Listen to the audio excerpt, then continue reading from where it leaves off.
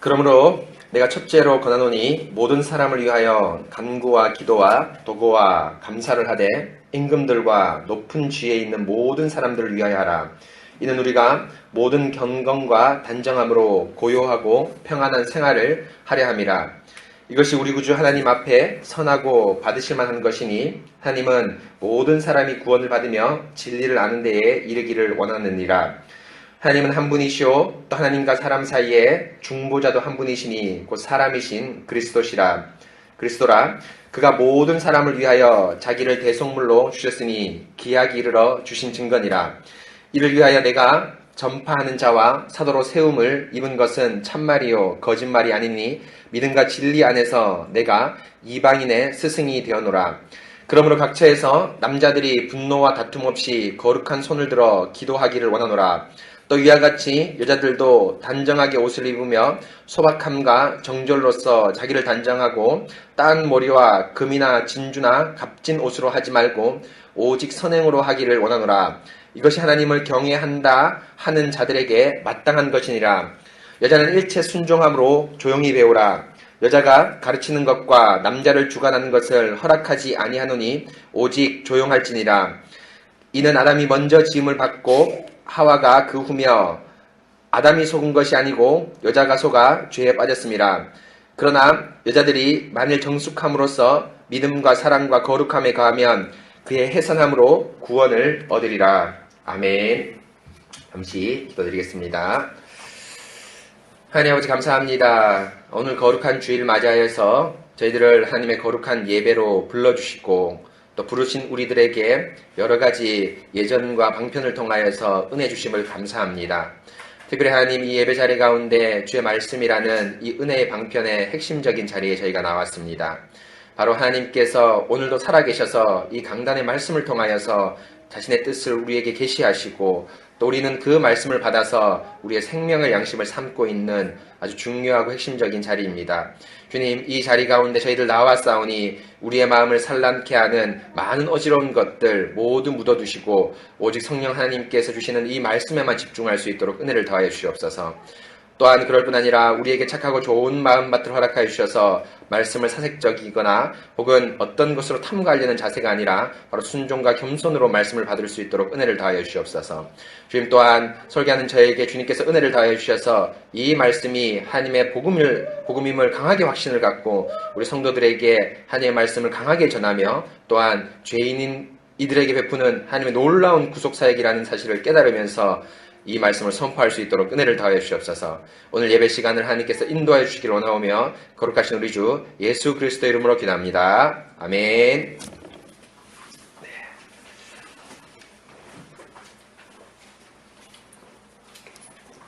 네, 바로 스크립트를 보도록 하겠습니다. 사랑하는 성도 여러분, 한 주간 주 안에서 평안하셨습니까? 바울을 통해 보여주신 디모데의 길이라는 설교를 통해서 직분자인 저뿐 아니라 여러분들도 함께 선한 싸움에 동참하셨는지요? 하나님의 강력한 말씀으로 전쟁에 임하셔서 여러분들의 죄악된 삶을 변화시키셨는지요? 강력한 하나님의 복음은 하나님이 우리를 부르실 그날까지 이 땅의 치열한 전투 가운데 소중하고 가장 유일한 무기입니다. 항상 이 무기를 여러분의 마음과 입에 담아두시어 매 순간 벌어지는 선한 싸움에서 승리하시기를 바랍니다. 여러분 한 주간 평안하셨는지 모르겠습니다. 지난 주간에 강력한 하나님의 복음이라는 말씀으로 특별히 직분자에게 전투할 것을 명령하셨는데 그 전투는 직분자뿐 아니라 여러분들도 함께 같이 전투해야 되는 것이죠. 그래서 교회를 표상할 때 땅에 있는 교회를 전투하는 교회다라고 이렇게 표상하는 그 용어도 있습니다. 그래서 성도 여러분들, 우리가 무엇이 부족한 것처럼 복음이 부족한 것처럼 다른 것에 의지하지 마시고 우리 자신과 우리 교회가 오직 복음에만 힘차게 의지해서 그 소중한 무기를 여러분들 마음과 입에 항상 담아두시어 필요할 때 꺼내 쓰셔서 전쟁에서 승리하시는 여러분 되시기 바랍니다. 여러분 이제 오늘 디모데전서 2장 말씀을 살펴보겠는데 2장 말씀에 아주 중요한 것은 지난 시간에 선한 싸움을 싸우라 라고 말씀하였습니다. 그런데 선한 싸움에 지난 시간에 주신 아주 중요한 방편이 말씀이죠. 그렇죠. 그러나 이 말씀과 더불어서 우리에게 주는 또한 중요한 은혜의 방편 가운데 하나가 기도가 있습니다. 그렇죠. 기도 역시 저희들에게 주신 아주 선한 싸움의 방편, 무기고 도구인데 오늘 2장 본문 텍스트 전체에서, 말씀 전체에서는 바로 이 선한 무기로서 기도가 무엇인가를 말씀하고 있습니다.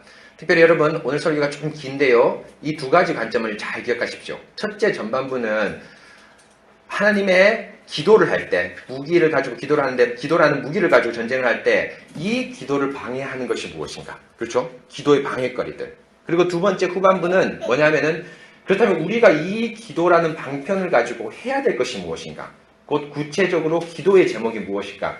이 두 가지가 커다란 주제입니다. 그래서 기도를 방해하는 것들, 또 우리가 기도해야 될 것들, 이렇게 두 가지를 여러분 머릿속에 염두에 두시면서 스크립트를 집중하시면 잘 이해가 되실 것입니다. 바로 이렇게 계속 보겠습니다. 바울 사도가 지난 시간에 디모데에게 하나님의 강력한 복음을 가지고 선한 싸움을 싸우라고 명하셨습니다. 강력한 진을 물리치는 복음의 강력함을 의지해서 다른 어떤 것을 의지하지 말고 하나님의 말씀으로 선한 싸움을 싸우라고 명하셨습니다.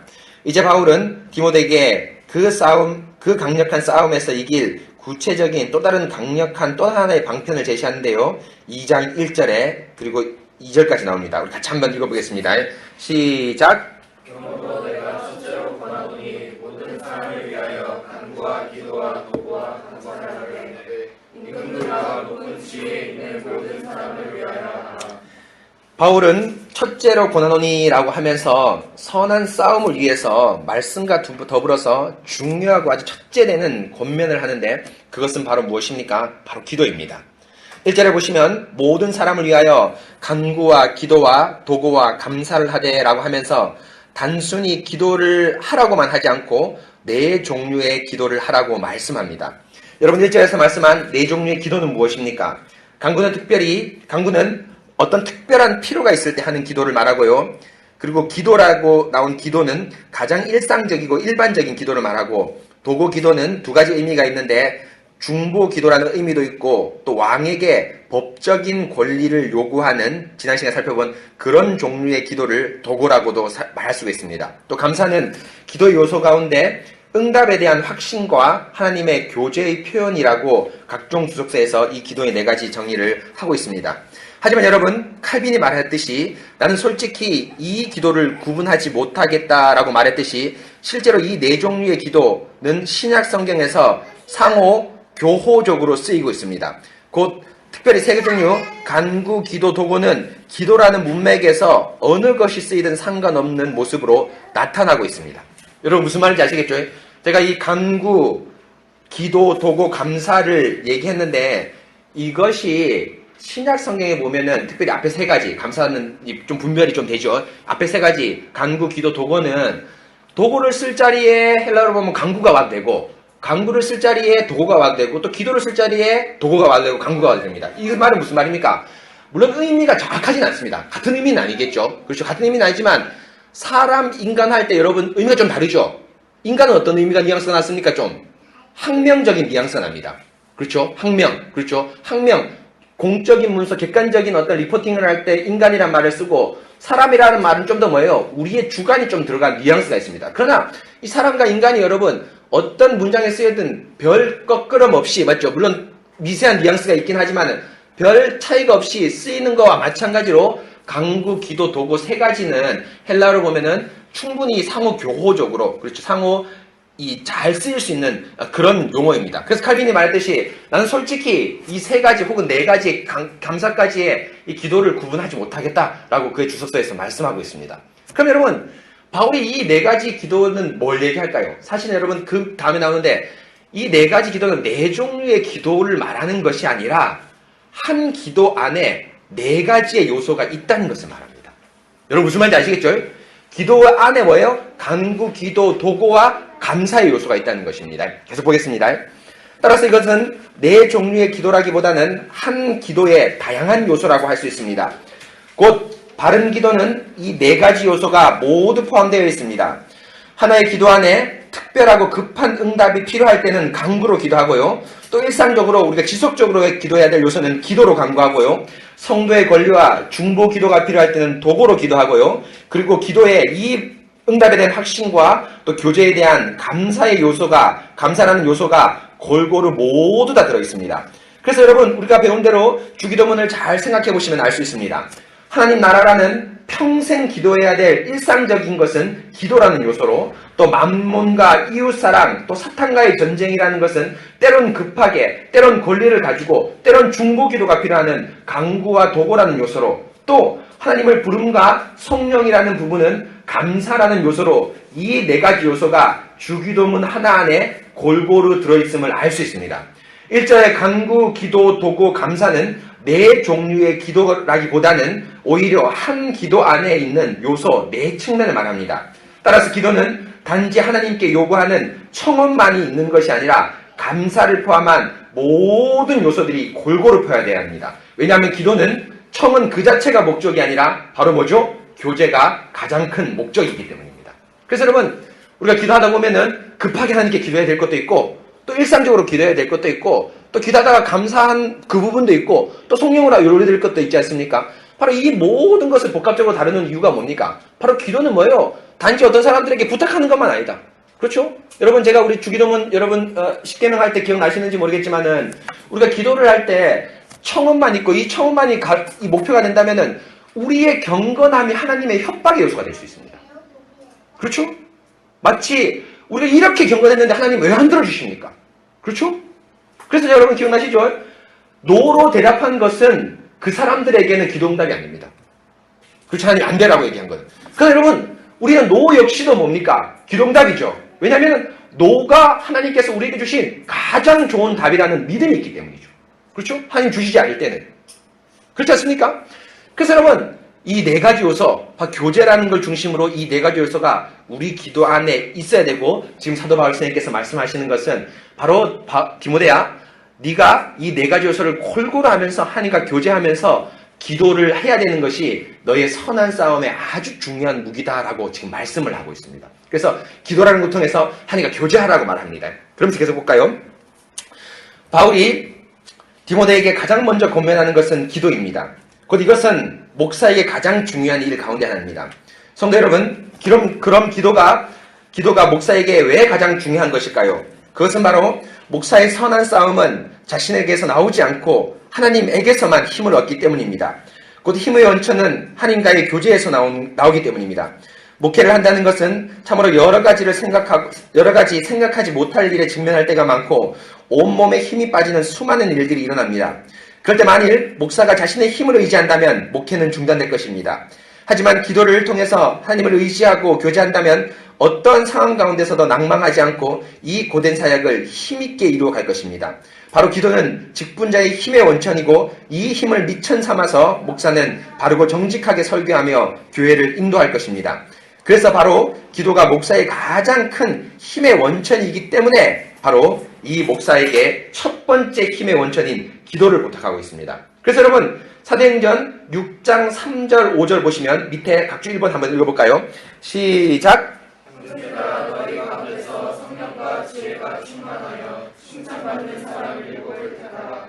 우리가 이 일을 그들에게 맡기고 우리는 오직 기도하는 일과 말씀 사역에 있으리라 하니 온 우리가 이 날을 기뻐하여. 여러분, 기도가 왜 이렇게 중요하냐? 여러분, 목사의 힘이기 때문에 성경에서도 그렇게 얘기합니다. 여러분, 6장 우리가 잘 아시는 대로 어떤 내용입니까? 직분자 집사를 뽑는 내용 아닙니까? 그런데 집사를 뽑는 가장 중요한 이유는 뭡니까? 구제를 잘하기 위해서 아닙니다. 그렇죠? 이건 세컨드입니다. 그렇죠? 그것도 아주 중요한 일이기 때문에 집사를 맡겨서 구제를 시작했지만, 첫 번째는 뭡니까? 이 구제를 사도가 맡음으로 인해서 사도의 뭐예요? 말씀 사역이 빈약해지는 겁니다. 그래서 사도가 이 구제 사역이 여러분 필요 없는 게 아닙니다. 필요 있기 때문에 지속시켰겠죠. 그렇죠? 그래서 이 집사를 통해서 특별히 교회에 항구적으로 구제 사역을 맡기셨고, 자신이 오늘 얘기 뭡니까? 우리가 오로지 기도하는 일과 말씀 사역에 전념하리라 라고 되어 있는데, 기도하는 일과 말씀 사역인데 특별히 뭐가 부족했다, 더 부족했다고 나옵니까? 기도하는 일. 기도를 앞에 배치합니다. 그렇죠? 여러분들도 이제 성경에 계시, 특별히 여러분들도 그렇습니다. 어떤 생각이 떠오르거나 말을 할 때 먼저 떠오른다는 게 뭘 의미할까요? 중요하고 급하다는 걸 의미합니다. 그렇죠?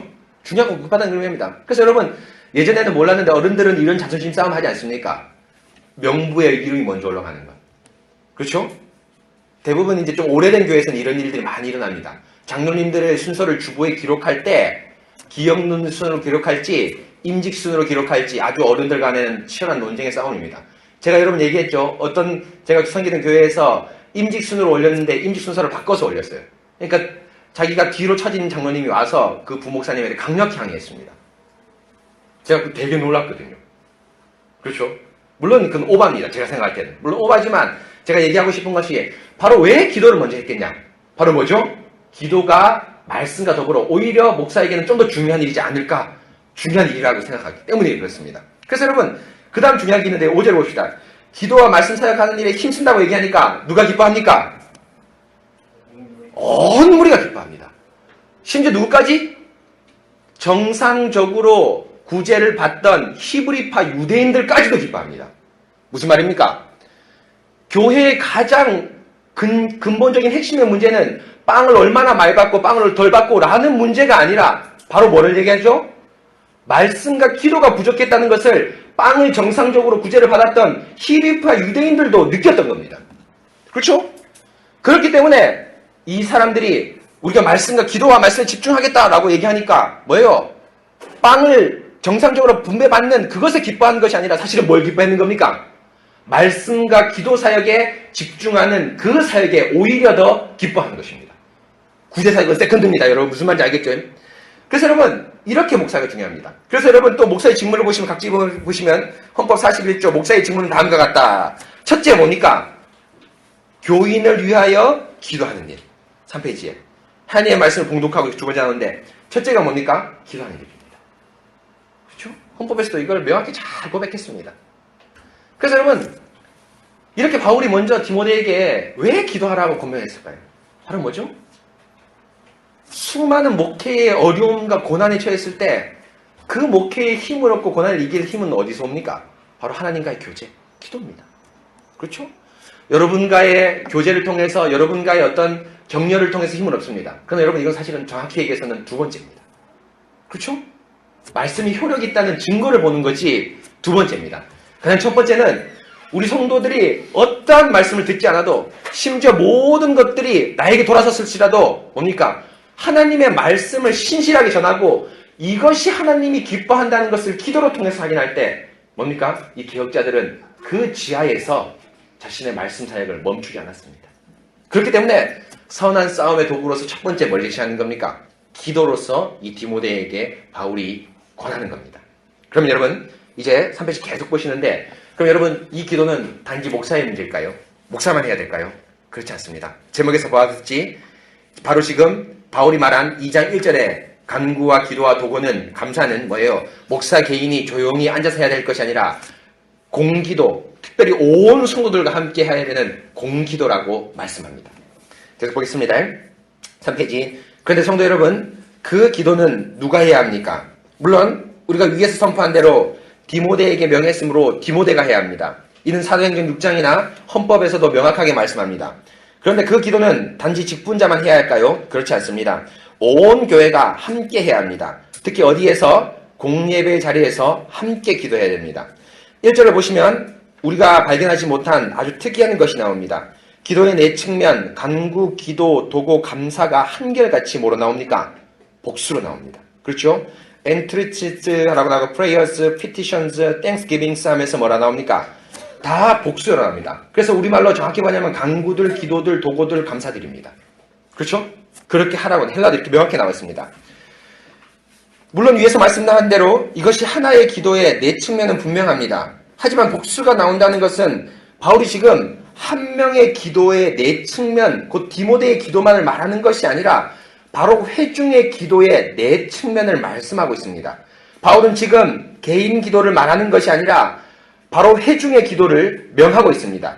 바울이 지금 디모데에게 직분자로 마땅히 기도를 해야 하지만 동시에 직분자는 이 기도를 성도들과 함께 해야 합니다. 특별히 예배 가운데서 회중에게 공기도를 명하고 동시에 바른 기도를 지도해야 될 것을 말합니다. 그래서 여러분 8절을 보십시오. 남자들이라고 복수로 나오고 또한 동시에 손을 들어라고 기도하라고 명하고 있는데 이것은 남자들이 회중이 함께 모여서 예배 시에 기도하는 것을 말하고 손을 드는 것은 특별히 뭐라냐면 그 당시에 일종의 공기도에서 하는 남자들의 관습입니다. 8절에서 뭘 얘기합니까? 공예배 시에 모인 남자 성도들이 함께 기도할 것을 명하고 있습니다. 동시에 여자들에게도 해당합니다. 9절에 보시면 이와 같이라고 여러분 명령하죠. 9절 보십시오. 이와 같이 여자들도 단정하고 이렇게 쭉 나오는데 이와 같이라고 얘기를 하는데 여러분 이것은 이와 같이라는 것은 그 뒤에 문맥에 따라서 옷을 어떻게 입느냐를 이야기하는 것이 아닙니다. 여러분 무슨 말인지 알겠죠? 이와 같이는 뭘 받을까요? 앞문맥을 받겠죠. 그렇죠? 이와 같이 여자들이 이런 것에 방해되지 말고 뭘 해라? 기도하라는 겁니다. 그렇죠? 남자들과 같이 공교회에서 공예배에서 기도하라는 겁니다. 물론 그 당시엔 여러분 여러 가지 관습적인 문제 때문에 여자들은 손을 들지 않았습니다. 그렇죠? 여자들은 조용히 기도했습니다. 그렇지만 조용히 기도한다고 해서 그 기도가 결코 약한 기도가 아니겠죠. 그렇죠? 그래서 여하튼 지금 이 기도 강구들, 기도들, 도고들, 감사들이라는 복수형을 볼 때 이것은 한 사람이 기도하는 네 측면을 이야기하는 것이기도 하지만 더 정확하게 본다면 여러 회중들이 함께 모여서 남자들은 특별히 손을 들고 또 외적으로 보면 여자들은 조용히 하면서 기도할 것이라는 고회의 공기도 회중의 기도를 말씀하고 있습니다. 계속 보겠습니다. 동시에 이것은 여자들에게도 해당합니다. 9절에서 보시면 이와 같이라고 명하는데 이것은 무엇을 의미합니까? 그렇습니다. 남자들도 여자와 같이 기도하라는 것입니다. 물론 자매들은 손을 들고 기도하지 않았습니다. 왜냐하면 공예배 시에 남자들만 손을 들고 기도했기 때문입니다. 자매들은 손을 들고 기도하는 그런 적극적인 행동을 하지 않았지만 자매들은 조용하게 기도하지만 역시 자매들 역시도 기도를 해야 된다는 점은 명확합니다. 곧 9절부터 15절은 자매의 직분과 관계된 문제긴 하지만 근본적으로 2장 전체 문맥을 정확히 고려한다면 정확하게는 자매의 기도에 대한 문맥입니다. 곧 형제는 기도할 때 분노와 다툼 없이 해야 한다면 자매는 9절과 12절에 나오듯이 단정과 순종함과 조용함으로 기도해야 합니다. 바로 이것이 2장 1절의 권면은 디모데에게 기도해야 될 것을 명하는데 단지 직분자에게만 해당하는 것이 아니라 궁극적으로 성도들 모두도 공예배 시에 함께 기도에 동참하고 또 목사들은 이것을 치료해야 될 것을 말합니다. 곧 선한 싸움을 싸우는데 직분자와 성도가 실상 구분은 없습니다. 단지 역할에 따른 직분에 따른 역할의 차이만 있을 따름입니다. 직분자는 기도를 하되 지도하는 입장에서 기도를 하고 성도는 기도를 하되 지도를 받는 입장에서 기도를 하는 겁니다. 마치 잘 격식된 군대를 통하여서 전쟁을 탁월하게 승리하듯이 하나님은 직분자와 성도의 직분자라는 차이, 역할의 차이는 두지만 동시에 함께 전쟁에 나가서 주를 위해 힘껏 싸우라고 명령하십니다.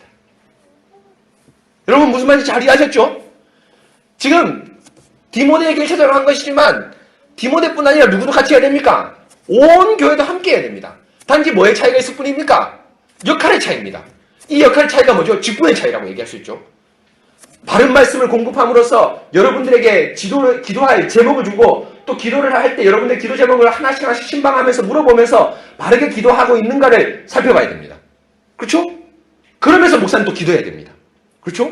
또 동시에 성도들은 내가 말씀을 잘 들었는지 또 그 말씀대로 제대로 기도하는지를 잘 지도받아서 여러분들 역시도 함께 뭐예요? 기도해야 됩니다. 장교가 단지 서열의 차이가 아니라 어떤 일을 구상하고 지도하는데 전쟁에 수백만 명의 목숨을 다루고 이렇게 했듯이 또 그 사람들은 장교의 명령을 잘 들으면서 전쟁을 잘 수행하듯이 뭐 하는 겁니까? 바로 기도는 온 교회가 함께 해야 될 아주 중요한 선한 싸움의 유일한 재료입니다. 그래서 여러분 그래서 기도를 해야 되는데 이제 기도를 방해하는 것들이 나옵니다. 그렇죠? 뭘 방해하는가? 3페이지 계속 보겠습니다. 그렇다면 성도 여러분 이렇게 직분자의 지도를 받아 기도할 때 성도들이 피해야 할 것이 무엇이 있을까요? 곧 바른 기도를 하기 위해서 피해야 할 것이 무엇인가요? 동시에 바르게 기도해야 할 것이 무엇인가요? 어떤 제목으로 기도해야 될까요? 바로 이 두 가지, 기도를 방해하는 것 그리고 바르게 기도해야 될 것이 무엇인지를 이제 계속해서 선포하겠습니다. 먼저 8절에 보시면 남자들이 기도할 때 피해야 할 것은 분노와 다툼이라고 얘기합니다. 8절을 보십시오.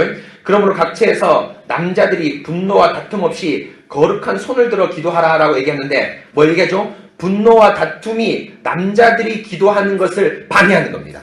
그렇죠? 8절에 나오죠. 분노란 말 그대로 화를 내는 것인데 특징은 어떤 대상을 향해서 화를 내는 것입니다. 다툼이라는 말은 우리말 번역이 의역을 했는데 다툼이라는 말보다 논쟁이라는 말이 훨씬 더 어울립니다. 어떤 논쟁이 아주 격하게 벌어지는 것을 우리말로 다툼이라고 표현했습니다. 그래서 NISB에서는 의견 불일치, 또한 NIV에서는 논쟁이라고 다툼을 번역했습니다.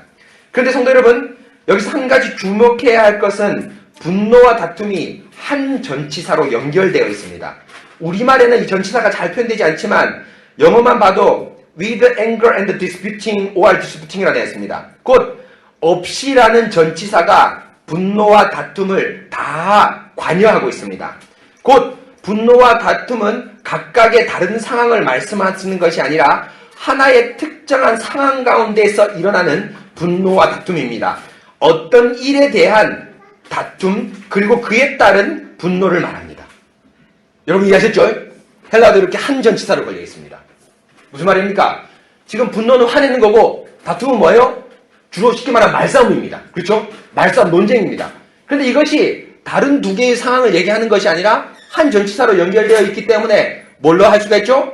어떤 한 상황이 벌어졌어요. 기도를 바라는 한 상황 때문에 말다툼을 계속하고 이로 인해서 상대방에 대해서 뭘 하는 거죠? 화를 내는 겁니다. 그렇죠? 여기 기도를 방해했는데 그럼 어떤 상황일까? 계속 보겠습니다. 그러면 이런 상황은 무엇일까요? 이것은 우리가 1장 4절에 살펴본 대로 신하와 족보가 만들어내는 변론으로 말미암는 논쟁 그리고 분노입니다. 무엇입니까? 남자들이 교회 안에서 성경 외적인 지식, 변두리 지식 때문에 논쟁을 하고 이에 의견이 불일치하는 사람에 대해서 서로를 향해 분내고 있습니다. 바로 이것이 기도를 방해하는 아주 중요한 요소입니다. 성도를 위해서 기도해야 되는데 오히려 기도의 대상인 성도를 향해서 분내는 참으로 최악의 상황으로 기도를 방해하는 상황으로 치닫고 있습니다. 여러분 무슨 말인지 이해하셨죠? 지금 디모데전서의 문맥을 보면은 뭡니까? 지금 말다툼의 문맥이 바로 무엇이 나오는 겁니까?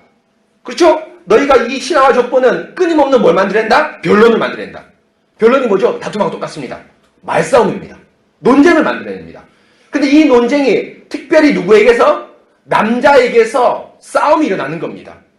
그러면서 기도해야 될 대상인 성도와 혹은 또 목사님을 향해서 기도가 아니라 뭘 하고 있다는 얘기를 하는 겁니까? 분노를 하고 있는 겁니다. 그렇죠? 그래서 이렇게 분노와 다툼 없이 기도하라는 것은 여러분 뭘 의미할까요? 바르지 않은 말씀을 매이지 말라. 그렇죠? 여러분 핵심이 나타나죠? 뭘 나타납니까? 진짜 바른 기도는 뭐에서 나온다는 것이요? 바른 말씀에서 나온다는 겁니다. 그렇죠? 우리 제가 여러 번 얘기했지 않습니까? 여러분 기도를 만들어내고 청출하는 유일한 운동력이 뭡니까? 힘이 무엇입니까? 말씀입니다. 그렇죠? 결국 이들이 기도를 방해하는 것은 뭐예요? 신실한 말씀 전파가 없기 때문이고 동시에 뭐예요? 그 신실한 말씀 전파를 분별하여 받아들이지 못하는 이들의 책임 역시도 있습니다. 그렇죠? 강단과 성도들의 책임 때문에 기도가 방해받고 있습니다. 성도 여러분, 우리가 여기서 깊이 생각해 봅시다. 이렇게 기도를 최악의 상황으로 치닫게 한다는 것은 분노와 다툼 이면에 변론이라는 헛된 지식이 있다고 말씀드렸습니다. 그런데 더 근본적으로 생각하면 변론 이면에 무엇이 자로잡고 있습니까? 네, 그렇습니다. 바로 거짓 교훈입니다. 바르지 않은 말씀입니다. 바로 거짓 교훈, 바르지 않은 설교가 기도를 방해하고 있습니다. 성도 여러분, 우리가 기도할 때 가장 중요시 여겨야 할 것이 무엇이라고 말씀드렸습니까? 기도를 일으키는 유일한 원동력은 무엇입니까? 바로 온전한 말씀입니다. 바른 말씀만이 기도를 창출하는 유일한 원동력입니다. 은혜의 방편은 세 가지 말씀, 성례, 기도인데 이 세 가지 중에서 제일 중요한 것은 말씀입니다. 왜냐하면 말씀만이 은혜를 창출하기 때문입니다. 성례와 기도는 은혜를 창출하지 못하고 단지 말씀을 통해 받은 은혜를 강화할 따름입니다. 따라서 바른 기도를 방해하는 가장 큰 원인은 거짓 설교입니다. 바로 1장 8절 말씀은 누구보다도 디모데에게 깊이 각인되는 말씀입니다. 직분자의 설교가 바른 기도를 만들어내는 원동력이고 동시에 바르지 않은 기도를 방해하는 요인이 될 수 있기 때문입니다. 성도 여러분, 여러분이 기도할 때 항상 말씀을 먼저 되새기십시오. 왜냐하면 그 말씀이 기도를 만들어내는 유일한 힘이기 때문입니다. 만일 말씀이 생각나지 않거나 제대로 묵상되지 않았다면 여러분들 깊이 회개하시고 동시에 그 말씀을 다시 한번 생각하는 것이 기도를 지금 하는 것보다 훨씬 중요합니다. 동시에 목사님의 설교의 언약과 구속이 희미해졌다면 긴급하게 기도하십시오. 우리 교회의 기도의 불이 꺼지고 있는 증거입니다. 그래서 바른 말씀을 통해서 우리의 기도가 한층 견고해지고 명확하며 동시에 하나님을 향한 성령이 되어야 합니다. 이런 점에서 여러분들에게 부탁드리고 싶은 것이 있다면 밴드에 올라오는 기도 제목을 최소한 하루에 한 번 정도 보시면서 기도를 부탁드립니다. 밴드의 말씀을 제가 요약해 놓았고 또 교회적 기도 제목을 올려 놓았기 때문입니다. 동시에 여러분들 책상 앞에 주보의 마지막 페이지인 읍조리기를 펴놓고 매일 질문을 되새기면서 설교를 묵상하시면서 동시에 광고를 통해서 교회적 상황을 놓고 같이 기도하시기 바랍니다. 여러분, 말씀이 희미해졌다는 것은 단지 양식의 문제뿐 아니라 뭐예요? 중요한 은혜의 방편인 기도가 뭡니까? 지금 사라지고 있다는 증거입니다. 여러분 그렇죠? 지금 이 사람들 보십시오. 증거입니다. 그래서 여러분들이 기도하다가 말씀이 생각나지 않으면 기도 잠시 내려놓으시고 뭐 해야 됩니까? 말씀을 다시 생각하십시오. 그런 다음에 기도를 하십시오. 그래서 여러분들에게 밴드의 첫 번째부터 한 네 번째, 다섯 번째까지 기도 제목은 항상 좀 약간 길게 올려놓지 않습니까? 제가 나름대로 간단하게 말씀을 요약한 것입니다. 그렇죠? 그리고 여러분들이 또 할 수만 있다면은 특별히 학생들은 이거에 아주 해당하겠죠. 여러분 책상 앞에 주보의 뒤편을 딱 올려놓으십시오. 그렇죠? 올려놓으시고 제가 질문을 질문을 다시 리마인딩하고 또 교회적 기도 제목이라든지 광고를 보시면서 우리가 기도해야 될 것이 있습니다. 그렇죠? 그걸 보시면서 기도해 주십시오. 바로 이것이 우리가 해야 될 아주 중요한 기도입니다. 이제 두 번째, 기도를 방해하는 두 번째 요소 이렇게 살펴보겠습니다. 그러면 두 번째로 기도를 방해하는 요인을 오늘 말씀에서 또한 8절과 5절에서 아주 길게 말씀합니다. 특히 교회의 여성도들의 기도를 방해하는 요인을 말합니다. 물론 이 본문이 여자 직분에 대한 근거의 구절이기도 하지만 본문 자체를 말한다면 기도에 대한 것을 말씀드린다고 말합니다. 그래서 9절에 이와 같이라고 할 때 바로 8절에 남자들과 같이 기도에 대한 문맥으로 여자들도 이와 같이 기도할 때라는 의미입니다. 바로 기도의 문맥 가운데 있고 여기에 여자의 직분을 이 문맥 가운데서 다룰 수가 있습니다. 그러면 먼저 자매들에게 기도를 방해하는 것이 무엇일까요? 9절과 여러분 우리 말씀 9절을 다 같이 한번 읽어봅시다. 시작. 우리와 같이 여자들도 단정하게 옷을 입으며 사관과 정결로서 자기를 단장하고 빠른 머리와 금이나 진주나 겹친 옷으로 하지 말고 9절에 보면 하지 말아야 할 것을 제시하고 있습니다. 딴 머리와 금이나 진주나 값진 옷으로 단장하지 말라고 말합니다. 이것은 자매들이 치장을 하지 말아야 할 것을 말씀하는 것이 아니라 당시 예배소 교회에 있던 예배소는 아주 부유한 도시인데 거기에 자유부인이라는 유행을 선도하는 여자들이 있었습니다. 그 여자들이 화려하게 치장을 함으로 하나님보다 자신의 미와 부, 자유의 포커스를 두는 것을 빗대어 사도 바울이 표현한 것입니다. 당시 로마 시대는 현대 못지않게 여자의 권리와 자유가 높았던 시대였습니다. 그 시대에 남자의 권위 아래 있는 것이 당연시 되었지만 동시에 능력 있는 여자들은 역시 자신의 권리를 누리는 것도 장려되는 사회였습니다. 곧 화려한 치장은 여자들의 인권의 상징이었습니다. 그런데 그 사회적 통념이 교회로 들어와서 자매들이 성경의 질서인 교회와 남편의 권위를 무시하고 오히려 자신의 권위를 주장하는 경우가 있었습니다. 바울은 바로 이런 교회와 말씀 그리고 남편의 권위 아래 있지 않은 것을 지적하고 있습니다. 바로 8절에 남자들이 분노와 다툼이 기도를 방해했다면 여자라는 것은 인권이라는 것이 하나님의 말씀을 가지고 기도하는 것, 말씀 아래 순종하는 그 기도를 방해하고 있습니다. 그래서 심지어는 계시록 17장 4절에 보면 하나님을 대적하는 음녀를 그 여자는 자줏빛과 붉은 옷을 입고 금과 보석과 진주로 꾸미고 손에 금잔을 가졌는데 그 가증한 물것과 그의 음행에 더러운 것이 가득하다라고 하면서 오늘 말씀 2장 9절의 여자들과 유사하게 말씀하고 있습니다. 여러분들이 화장을 하지 말고 옷을 예쁘게 입지 말라는 말이 아닙니다. 그렇죠? 예쁘고 멋지게 여러분 입어야 됩니다. 그런데 지금 여기서 말하는 것은 뭡니까? 그 당시 여자들이 지금 현대 못지않게 아주 인권이 발달한 사회입니다. 여러분 대표적으로 로마인 이야기 같은 데 읽어보십시오. 능력 있는 여자들은 남자 못지않은 권위를 가졌습니다. 그런데 여러분 이 권위가 여러분 뭡니까? 뭘 방해합니까? 교회에서 말씀 순종하는 것을 방해합니다. 그렇죠? 사실 이것은 뒤에 살펴보겠지만 여자의 문제뿐 아닙니다. 남자도 해당합니다. 여러분 사회에서 아무리 직급이 높아도 이 강단 밑에 있는 여러분들은 성도입니다. 그렇죠?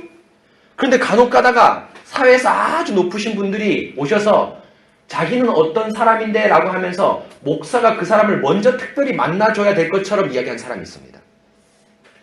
여러분 그렇지 않죠?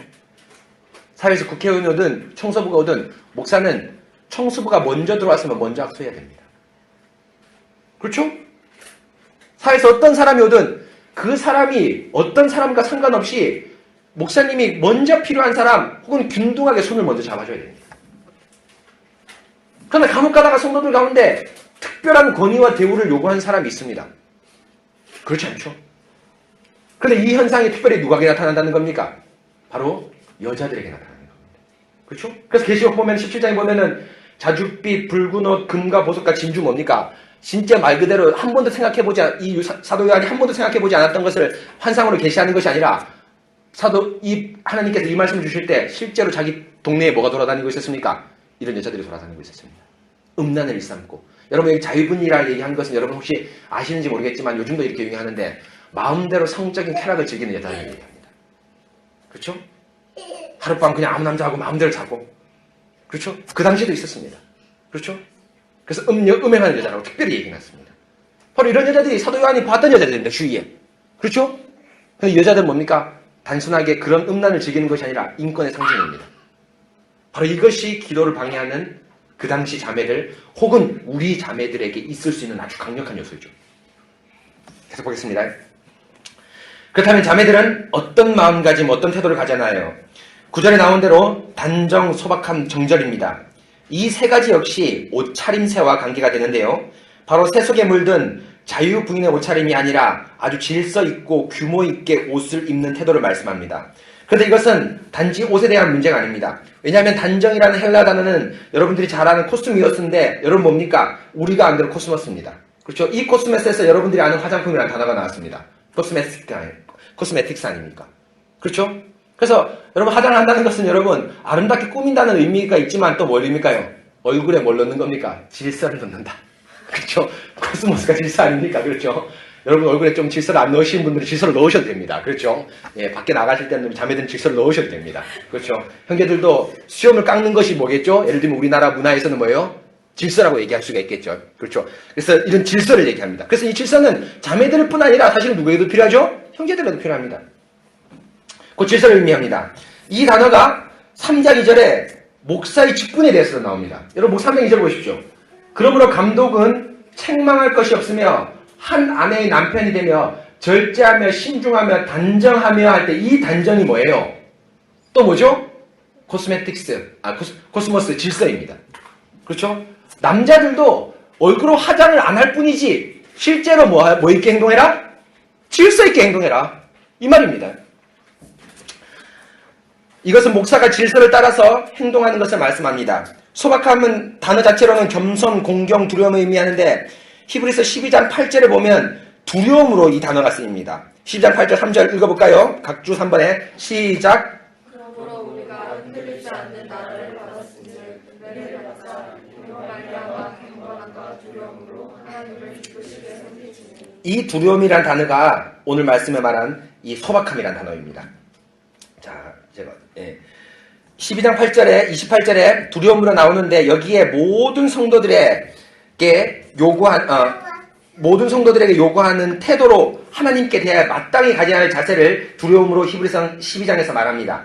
또 정결 역시도 분별력이라고 번역할 수 있는데 사도행전 26장 25절에 베스도 앞에서 바울 자신이 미치지 않았다라고 얘기했는데 바로 이 미치지 않았다, 바로 올바른 정신을 가졌다는 것이 오늘 말씀의 정절입니다. 곧 무슨 말입니까? 여자들에게 요구되는 세 가지는 모두 여자에게만 해당하는 것이 아니라 실상은 모든 사람에게 필요한 것인데 곧 단정, 소박함, 정절에서 드러나는 공통점은 말씀을 따라서 질서 있게 생활하며 그 말씀을 공경함을 가지고 또 그 말씀을 따라서 분별력 있게 행동하라는 한마디로 말씀의 권위에 대한 순종하라는 것을 말씀합니다. 바로 이것이 10절에서 말한 선행입니다. 선행이란 어떤 도덕적 윤리적인 행동을 말하는 것이 아니라 바로 단정하고 소박하고 정절을 따르는 것, 그 순종의 행동을 선한 행동이라고 말씀하고 또 이 9절과 10절을 좀 더 명확하게 11절에서는 뭐라 얘기합니까? 여자는 뭐예요? 일체 순종함으로 종용이 배우라는 것에서 단정, 소박함, 정절이 모두 순종함과 조용이라는 단어 안에서 압축되어 있음을 알 수가 있습니다. 여러분 무슨 말인지 아시겠죠? 여러분 정절, 소박, 단정함이 너무 우리 말이 좀 의역이 많이 되어 있는 거예요. 그렇죠? 자매들에게 해당한다. 그러나 이 단어의 용례를 쫙 살펴보면은 물론 자매들의 옷차림새에 나타내는 건 맞습니다. 그런데 이 옷차림새가 의미하는 바가 뭘 의미하죠? 권위 아래 순종하는 정결하고 깔끔한 옷차림을 얘기하는 겁니다. 그렇죠? 이 자유부인의 그런 여자를 말하는 것이 아니라 이것은 뭘 얘기하는 거죠? 여러분 뭘 얘기하는 겁니까? 바로 그 옷차림을 지도하는 말씀 아래 순종을 받고 여러분들의 생각과 인격의 질서를 갖고 분별을 가지고 권위 아래 순종하라는 겁니다. 그래서 이것이 11절에 뭡니까? 오직 선행으로 하라라는 선한 행동이고 12절에 뭡니까? 한마디로 이야기했죠. 오직 뭐예요? 일체 순종함으로 종용이 배우라는 것이 이런 문맥 가운데 있는 겁니다. 그렇죠? 그래서 여러분 자매들 역시도 기도할 때 방해하는 요소가 뭡니까? 다른 측면이긴 하지만 역시 말씀을 받지 않는 겁니다. 그렇죠? 형제들은 지적인 싸움, 사람과의 논쟁, 자신의 허세와 권위 때문에 말씀을 받지 못한다면 자매들은 뭐예요? 자신의 자신의 인권 때문에 뭐예요? 뭘 받지 못한다는 거죠? 하나님 말씀을 받지 못한다는 겁니다. 그래서 이 두 가지는 사실은 껍데기에 불과하고 실제로는 뭡니까? 하나님 말씀을 제대로 남자 여자들 받지 않으면은 너희가 기도를 뭐 하지 못한다? 제대로 하지 못한다. 지금 이 말씀을 하고 있는 겁니다. 계속 보겠습니다. 사랑하는 성도 여러분, 이것도 역시 남자들과 똑같습니다. 남자들도 바른 말씀 아래 순종하여 기도하는 것처럼 여자들도 결국에는 당시 여건을 따르는 것이 아니라 말씀과 권위 아래 순종하는 것입니다. 곧 하나님의 말씀을 따르지 않고 옷으로 표성된 자신의 자아중심을 따르는 것이 기도를 방해하는 결정적인 요인입니다. 결국에는 기도를 방해하는 중요한 요인은 바로 하나님의 말씀에 순종하지 않고 권위 아래 자신을 두지 않고 자신을 중심에 두고 자신이 관심을 가지는 것에 함몰될 때 바른 기도가 나타나지 않습니다. 사랑하는 성도 여러분, 여러분들이 기도하지 못하는 가장 큰 이유는 무엇인가요? 그것은 아마 두 가지로 뽑을 수 있을 것입니다. 첫째는 바로 여러분들이 하는 일에 함몰되어서 너무 바빠서 기도하지 못할 것입니다. 그런데 여러분 실제 그것은 이 일이 바쁜 것보다 자신에게 그 일이 너무 중요하기 때문입니다. 한마디로 기도보다 자신의 일에 더 우선순위가 있기 때문입니다. 여러분 그렇죠? 여러분이 아무리 바빠도 여러분들이 하고 싶은 일을 꼭 합니다. 그렇지 않습니까? 그렇다면 여러분 이 바쁘다는 핑계는 사실은 뭡니까? 기도와 말씀 경청하는 것이 우선하지 않다는 겁니다. 두 번째는 하나님의 말씀을 바르게 사용하지 못하고 오히려 자신의 지적인 욕망을 채우려는 도구나 혹은 기복의 재료로 쓰이게 될 때 기도하지 못합니다. 이 경우는 실제적으로 기도는 하긴 합니다. 그러나 가만히 기도의 내용을 보면 모두 다 자신의 욕망을 채우려는 기도로 가득 차 있다는 것을 알 수 있습니다. 여러분들이 아무리 기도를 많이 하고 열심히 한다고 해도 기도가 은혜의 방편으로 이런 경우에는 역사할 수가 없습니다. 바로 욕망의 도구로밖에 쓰이지 않습니다. 바른 기도는 바른 말씀으로 자신을 쳐서 순종하게 될 때 그럴 때 해야 되는데 말씀을 제대로 듣지 않고 동시에 그 말씀으로 자신을 순종하지 못하게 했는데 어떻게 바른 기도가 나올 수 있겠습니까? 성도 여러분, 저는 이 두 가지 어떤 경우에도 해당하지 않고 오직 하나님의 말씀으로 기도의 소중함을 깨닫고 말씀을 따라서 순종함으로 기도하는 우리 언약궤 성도 여러분이 되었으면 합니다. 선포된 말씀이 여러분의 삶에 힘있게 기도합시다. 설령 그것이 우리가 손해가 되더라도 말이죠. 여러분 그렇죠? 두 번째 경우는 어떤 경우입니까? 기도를 할 때 말씀을 자기 마음대로 변개해서 기도하는 겁니다. 그래서 여러분 목사가 신방을 할 때 꼭 돌아봐야 될 것이 뭡니까? 기도를 들어봐야 되는 겁니다. 기도를 어떤 제목으로 기도하는가? 왜일까요? 이 성도가 기도하냐 안 하냐도 중요하지만 뭐예요? 바르게 기도하냐 안 하냐. 말씀을 듣는지 안 듣는지 중요합니다. 여러분 참 안타까운 것이 지금 한국 교회에서는 신방을 하되 성도들에게 조금 난처하거나 곤란한 질문을 거의 하지 않는 것이 요즘 신방의 트렌드입니다. 가서 격려해주고 위로해주는 것이 신방의 전부라기 때문입니다. 그런데 여러분 우리 한국 초대교회사 당회록에 보면 아주 재미있는 사실이 있습니다. 한국 초대교회 1900년도 초에 보면 그때 역시도 목사들이 뭡니까? 그런 난처한 질문하기가 조금 힘들었던 것 같습니다. 여러분 그렇죠? 상대방에게 좀 안 좋은 얘기하고 싫은 소리 하면 좀 사람인데 좋지 않죠? 그렇죠? 그래서 그 당회록에 보면 뭐라 나오는지 아십니까? 목사가 신방할 때 다음과 같이 질문해야 되는 질문 리스트가 있는데 그 질문 리스트 가운데 뭐가 있는지 아십니까? 첫째, 뭐 첫째인지 모르겠지만 첫째, 일주일에 얼마나 기도하십니까? 목사에게 그걸 물어보면서 신방하라고 그 회의록에 기록이 되어 있습니다. 강의록에. 근데 그 전통이 지금 사라졌습니다. 그래서 여러분 아주 놀라운 사실은 초대교육 강의록 지금도 남아있는데 우리 한국교회 초대교육 강의록 남아있는데 노회 보고서가 올라오잖아요. 노회 보고서를 하면 그 보고서에 항상 뭐가 되냐면 세례교인, 성찬참여교인 이게 있지 않습니까? 무슨 교인이 있을까요? 권징 숫자도 포함되어 있습니다. 올해 노회 보고받았는데 각 교회에서 우리 충청노회에서 권징의 숫자가 50명이다. 전체 교회를 통틀어서 50명 숫자가 있습니다. 지금 한국교회 노회록, 당회록에는 아예 제로입니다. 특별히 노회록에는 없습니다. 아예 없습니다.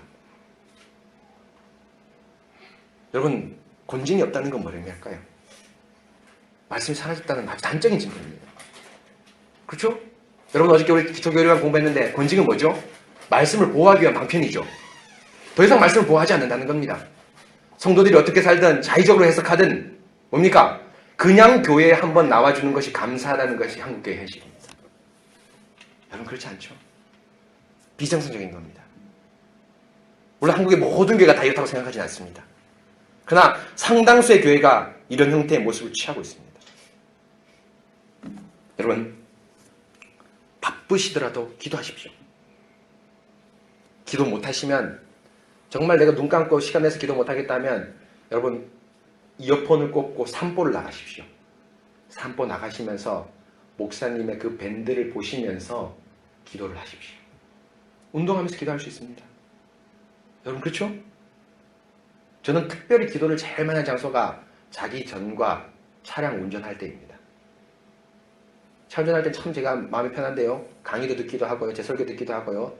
또한 클래식 음악 틀어놓고 기도도 합니다. 오늘 특별히 연약한 성도가 있는데 예배 가면서 오면서 사무실 갔다 오면서 학부교 사무실 갔다 오면서 기도합니다. 여러분 꼭 기도하십시오. 이제 이에 아울러서 여자 직분 문제가 나옵니다. 왜냐하면 직분 문제가 나온다는 게 뭘까요? 이제 이 여자의 인권의 문제가 단순하게 기도를 방해하는 것이 아니라 뭐까지 치고 올라갔다는 걸 얘기하죠? 직분의 자리까지 위협했다는 걸 의미합니다. 여러분 무슨 말인지 아시겠죠? 바로 기도의 문제지만 이 여자의 인권이 얼마나 강력했냐면은 직분의 문제까지 이 여자의 인권이 침해하고 올라갔다는 걸 얘기합니다. 사랑하는 성도 여러분, 바울의 기도가 이렇게 형제 자매들에게 마땅히 말씀 아래 순종하면서 기도하라고 강력히 권면한 다음에 특별히 여자에 대해서 조금 더 길게 다루고 있습니다. 이것은 당시 아마 여자의 사회적 지위, 요즘 말하는 페미니즘의 영향이 교회 안에까지 들어와 단순히 기도를 방해하는 정도 차원에서 멈추는 것이 아니라 직분의 문제까지 위협하고 있어서 바울 사도가 이에 대해 길게 대답하고 있습니다. 11절에 보시면 바울 사도가 여자는 일체 순정함으로 종용히 배우라 라고 말씀하는데 이것은 위에서 말씀대로 1차적으로 말씀 아래 순정함으로 기도를 명할 것을 말씀합니다. 하지만 바울은 여기서 멈추지 않고 12절에서 그 일체 순정함이 직분의 문제까지를 확대하고 있습니다. 12절에 보시면 여자가 가르치는 것과 남자를 주관하는 것을 허락하지 아니하노니 오직 조용할지라 라고 되어 있습니다. 여러분 우리말 번역에는 조용이라 되어 있는데 여러분 이 조용이란 번역보다 예전 번역이 뭐죠? 종용이라고 번역했습니다. 이 종용 번역이 훨씬 낫습니다. 조용은 뭡니까? 말 그대로 뭡니까? quiet, 조용하다는 건데 종용은 뭐냐 하면은 순종하면서 따른다는 뜻입니다. 그렇죠? 그래서 이 헬라어 단어에는 조용이라는 단어가 포함되긴 하지만 정확히 얘기해서는 조용이라는 단어보다 뭐 뉘앙스가 맞습니까? 종용. 그렇죠? 순종하면서 따른다는 뉘앙스가 있기 때문에 사실은 오직 종용할지라가 맞습니다. 그렇죠? 종용할지라. 여기서 여자에게 금하는 것 두 가지를 말하는데요. 첫째, 가르치는 것과 남자를 주관하는 것입니다. 먼저 가르치는 것은 일체의 가르침을 부정하는 것이 아닙니다. 왜냐하면 디도서 2장 3절 4절에 보시면 늙은 여자에게 젊은 여자를 가르치라고 사도 바울이 명령을 합니다. 또한 사도행전 18장 26절을 보면 브리스길라라는 여자도 하나님의 도를 그 뛰어난 성경교사, 신약에서 보면은 바울 다음으로 뛰어난 성경교사가 누구가 나올까요? 그렇죠? 성경에 능한 자라 하면서 아볼로가 나옵니다. 그렇죠? 이 아볼로를 이 여자인 브리스길라가 가르치고 있습니다. 요즘을 치면 주일학교 교사나 혹은 개인적으로 선배가 후배에게 권면하거나 성경을 충분히 가르칠 수 있습니다. 여기서 명하는 것은 바로 교회의 공적 가르침, 직분을 금하는 것을 말씀합니다. 특별히 남자를 주관하는 것을 금하는 것은 단지 남자에게 조언과 권면을 하지 말라는 것이 아니라 교회의 공적 직분은 남자에게만 허락되고 이것은 남자에게만 허락된 것이라고 가르치는 것이라는 것을 말씀하고 있습니다. 그래서 바울은 곧장 13절 15절에서 이 남자에게 맡기신 공적 직분을 창조와 타락 사건을 가지고 말씀하고 있습니다. 13절, 14절, 15절 우리 오늘 하나님 말씀 계속 읽어볼까요? 시작!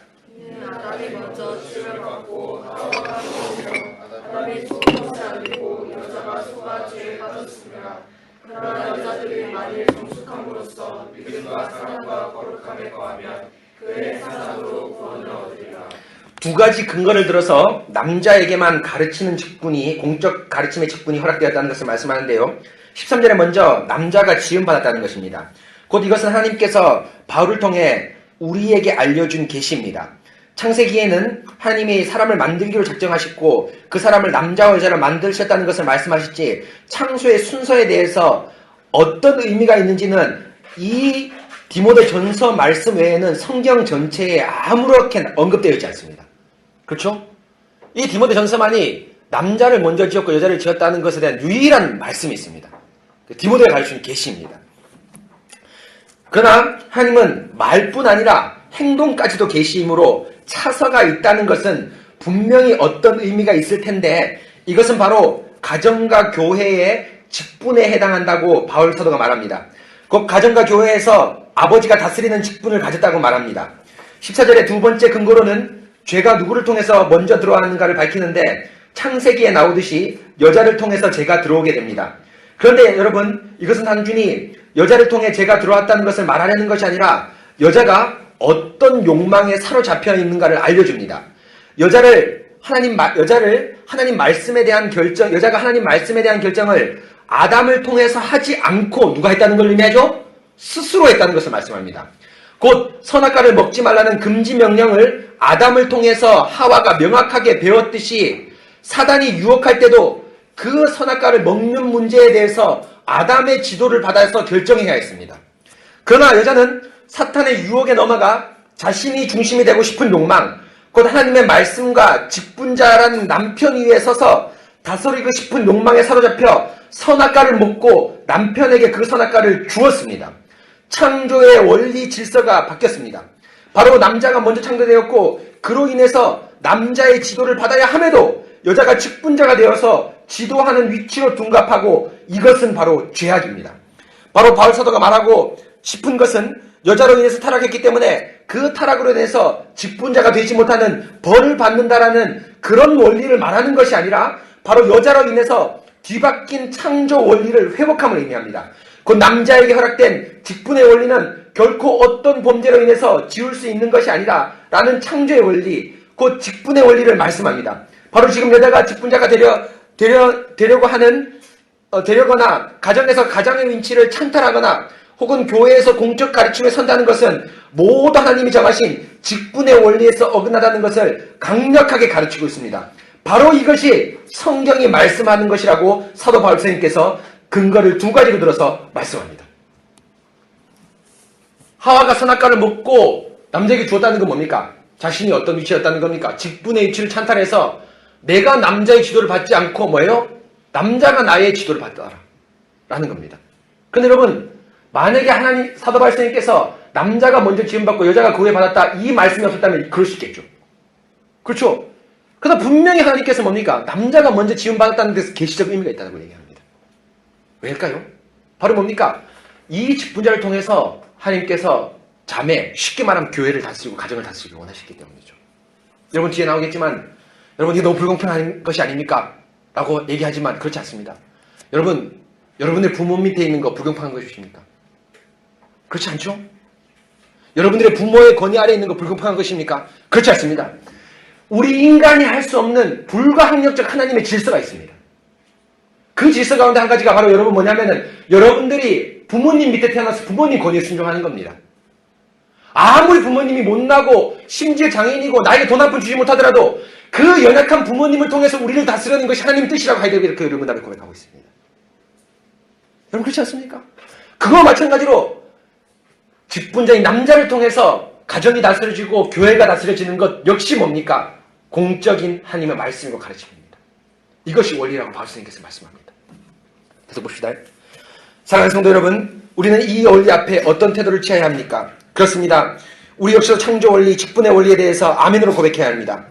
가장 큰 증거는 신약에서 여러분 결코 어떠한 여자의 직분자도 없습니다.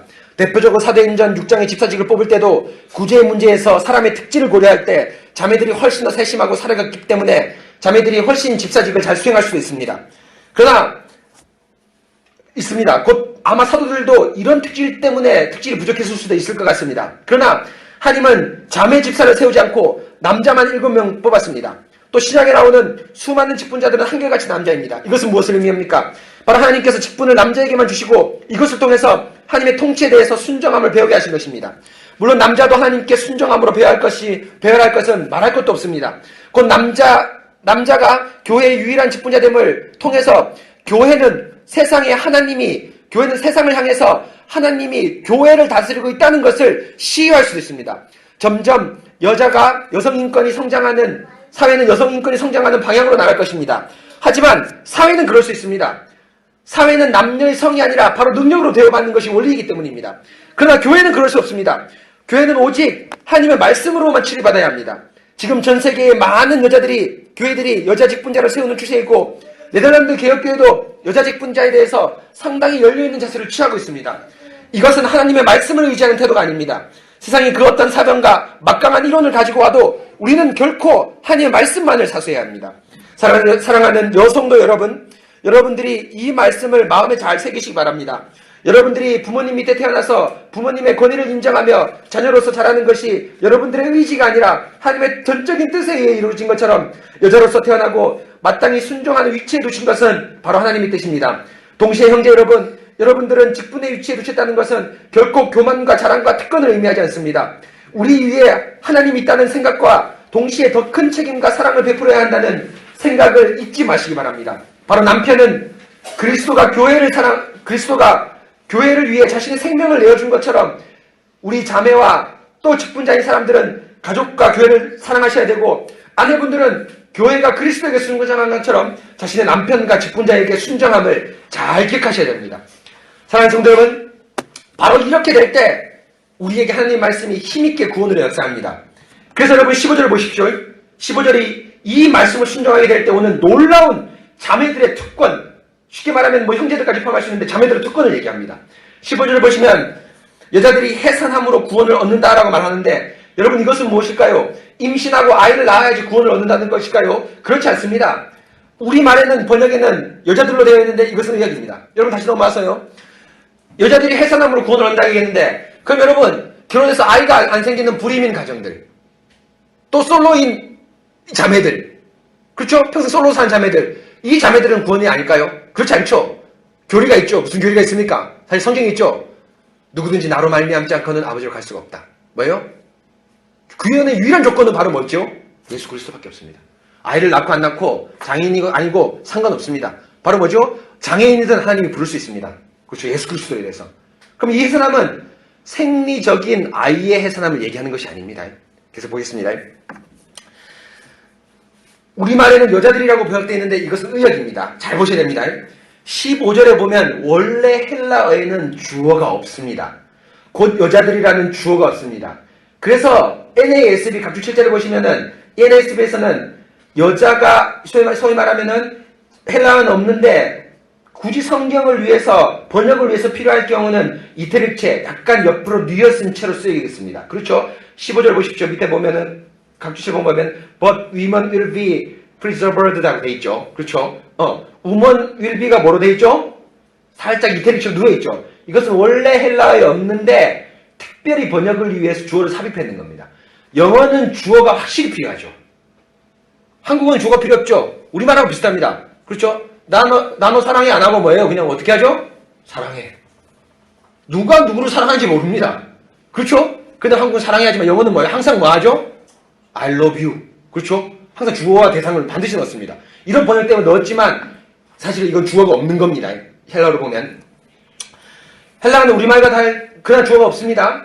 헬라어는 우리말과 다르게 동사 자체의 인칭과 수를 알 수 있습니다. 여러분 뭔지 알겠죠? 헬라어는 주어를 안 넣어도 이 동사만 보면은 인칭과 수를 알 수 있습니다. 그렇죠?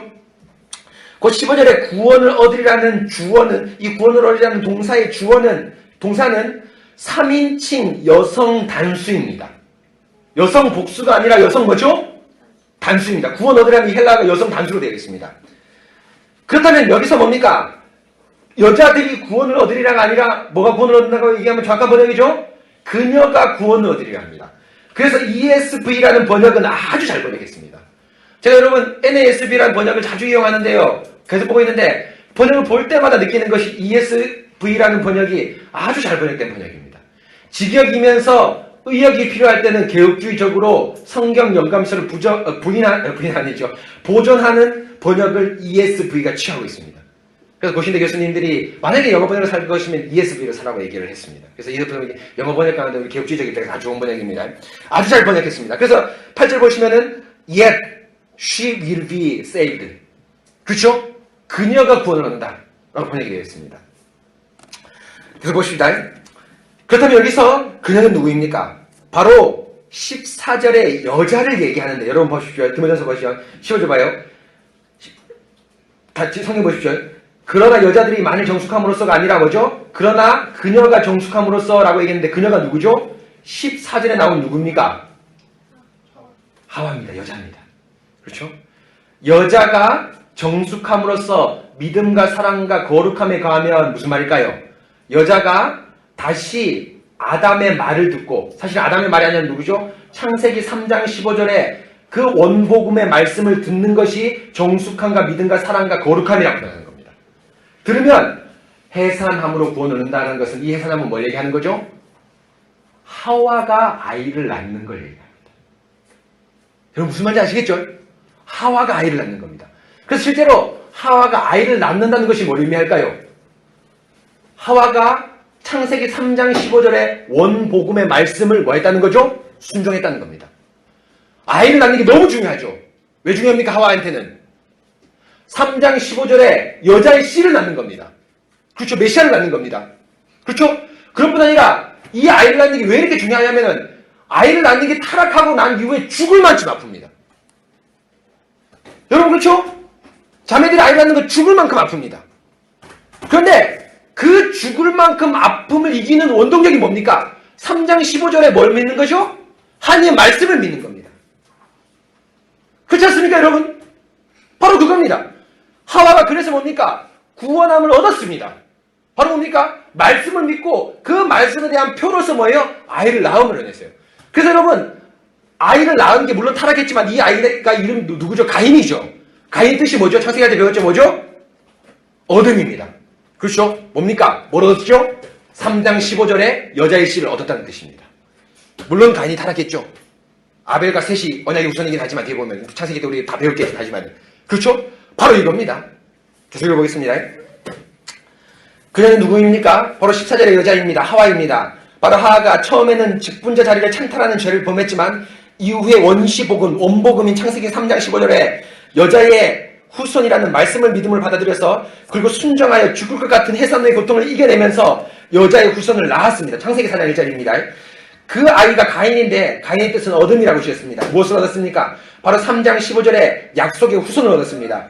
바로 디모데전서 2장 15절에 해산함으로 구원을 얻는다는 것은 다시 아담과 하나님에게 순종한 하와에게 해당하는 말씀입니다. 그런데 그런 태도의 해산은 하와의 순종을 나타내는 것이지 모든 여자에게 그 해산함은 해당하는 말씀이 아닙니다. 그러나 여기서 시제를 낳았다라고 하지 않고 미래로 되어 있습니다. 미래 시제로 되어 있습니다. 이것은 하와의 순종을 모든 여자에게다고 한다는 바울의 이중적인 의미입니다. 여러분 무슨 말인지 알겠죠? 그 당시에도 실제로 여자가 해산한다는 것은 뭘 의미할까요? 순종함의 의미였습니다. 왜일까요? 능력 있는 여자는 요즘처럼 뭐 하죠? 아예 안 낳습니다. 그 당시에도. 그래서 그 당시에 너희들도 아이 낳으라는 겁니다. 왜일까요? 아이 낳는 것이 곧 뭐에 의지하는 거기 때문에 말씀 순종하는 거기 때문입니다. 그래서 여러분 불임인 여자이거나 어떤 특별한 일이 있어서 솔로인 경우는 사실 이 말씀은 정확하게 해당하지 않습니다. 근본적으로 뭘 해당하는 거죠? 하나님 말씀에 순종하는 얘기하는 겁니다. 자매들이요 직분의 자리를 찬탈하지 말고 하나님의 권위를 받아들여서 그 권위 아래 순종해라 라고 말씀하는 것이 이 말씀의 의미고 아담과 하와의 창조적 원리, 또 이 하와의 회개를 통해서 바울이 이 말씀의 근거를 제시하고 있습니다. 그렇죠? 여러분, 문맥이 뭡니까? 기도라는 문맥에서 나와서, 그렇죠? 이 기도의 문맥에서 남자를 지적하고 또 뭐예요? 여자를 지적했습니다. 그런데 여자의 인권이 얼마만큼 높아졌습니까? 직분을 찬탈하는 위치까지 높아졌기 때문에 바울이 여기서 기도라는 문맥에서 잠시 뭘 짚고 넘어갔습니까? 직분의 위치를 코멘트하고 나서 뭡니까? 이제 다시 기도해야 될 것이 무엇인가를 말하고 있습니다. 바로 이런 문맥입니다. 그렇습니다. 바로 구원은 어디서 출발합니까? 하나님의 말씀을 순종할 때의 구원은 우리 가운데 힘있게 일어납니다. 하와는 다시 직분과 말씀에 순종할 때 구원을 얻습니다. 그래서 바울 사도가 그런 해산함을 15절에 정숙함으로써 믿음과 사랑과 거룩함에 거함이 아니라고 말합니다. 곧 해산함은 단지 해산 자체를 의미하는 것이 아니라 바로 정숙, 믿음, 사랑, 거룩함에 거하게 될 때, 말씀에 순종하게 될 때 나오는 것입니다. 바로 교회 안에 있는 질서는 단순한 질서가 아니라 바로 하나님의 말씀의 원리를 반영한 것이고, 이것은 동시에 우리가 마땅히 순종해야 할 것입니다. 기도는 바로 이런 말씀에 순종할 때 일어나는 자연스러운 성령입니다. 바로 말씀과 순종이 기도의 유일한 미천입니다. 바로 말씀님께서 이 말씀하시는 겁니다. 그러면서 이제 두 번째 바운드리에 들어갑니다. 주제에 들어가죠. 이제는 뭐예요? 기도를 방향 요소를 배웠죠. 이제는 뭐 해야 되죠? 기도를 어떻게 해야 되는가? 무엇으로 기도해야 되는가? 이 말씀합니다. 11페이지 계속 보겠습니다. 그럼 성도 여러분, 이렇게 기도가 중요한데 그럼 말씀에 의지해서 구체적으로 무엇을 기도해야 합니까? 바울 사도가 명한 기도의 제목은 무엇입니까? 오늘 말씀 1절 후반부와 2절 후반부에 보면 기도의 대상과 제목이 나옵니다. 2장 1절에 보면 모든 사람이라고 말합니다. 그렇죠? 2장 1절 봐요. 내가 첫째로 권하노니 모든 사람을 위하여 간구와 기도와 도구와 감사를 하되 하면서 기도의 1차 대상이 누구라 얘기합니까? 모든 사람이라고 얘기합니다. 여러분 말 그대로 직역해 드립니다. all human, all man입니다. all man입니다. all man입니다. 여러분 알겠죠? 모든 사람 얘기합니다. 그런데 2절에서 그 모든 사람을 좀 더 구체적으로 말합니다. 임금들과 높은 지위에 있는 모든 사람입니다. 곧 바울은 디모데에게 모든 사람을 위해서 기도하라고 말하고 나서 특별히 국가의 위정자에 대해서 기도하라고 말합니다. 실상 모든 사람을 위해서 기도하라고 하지만 2장 2절 말씀을 고려할 때 그 모든 사람은 특별히 누구를 한정시키고 있습니까? 위정자로 한정시키고 있습니다. 사랑하는 성도 여러분, 왜 바울이 남자와 여자에게 곧 교회에게 기도의 대상을 위정자로 한정시킬까요? 그리고 이 위정자가 선한 싸움에서 어떤 특별한 역할을 하고 있을까요? 여러분 무슨 말인지 알겠죠? 지금 이 위정자를 위해서 특별히 기도하라고 한 것은 지금 뭐예요? 교회의 전진, 선한 싸움에서 이 위정자가 무슨 역할을 가지고 있다는 것이요? 특별한 역할을 가지고 있기 때문에 나오는 거죠. 뒤에 살펴보겠지만 여러분, 기도하러 갈 때 이 위정자랑 기도할 때 신구약 성경의 전체에 얼마나 많게 국가의 위정자를 위해서 기도하는 것이 많이 나오는지 모릅니다. 그렇죠? 근데 이것은 단순하게 한 번의 일상적인 일이 아니라 어떤 하나님의 특별한 계시가 있다는 것입니다. 계속 보겠습니다. 자, 2절 우리 한번 읽어볼까요? 시작! 우리가 높은 지위에 있는 모든 사람을 위하여 하나 이는 우리가 모든 경건과 단정함으로 고요하고 평안한 생활을 하려 합니다. 바울 사도가 위정자를 위해서 기도하라고 말씀한 다음에 이는이라고 하면서 이유를 밝히고 있습니다. 여기서 이는은 비코즈라는 의미보다 소댓입니다. 이렇게 기도함으로 인해서 이런 유익을 얻는다 이런 말입니다. 이제 요걸 얻기 위해서입니다. 뭐 비코즈라도 해도 가능하겠죠.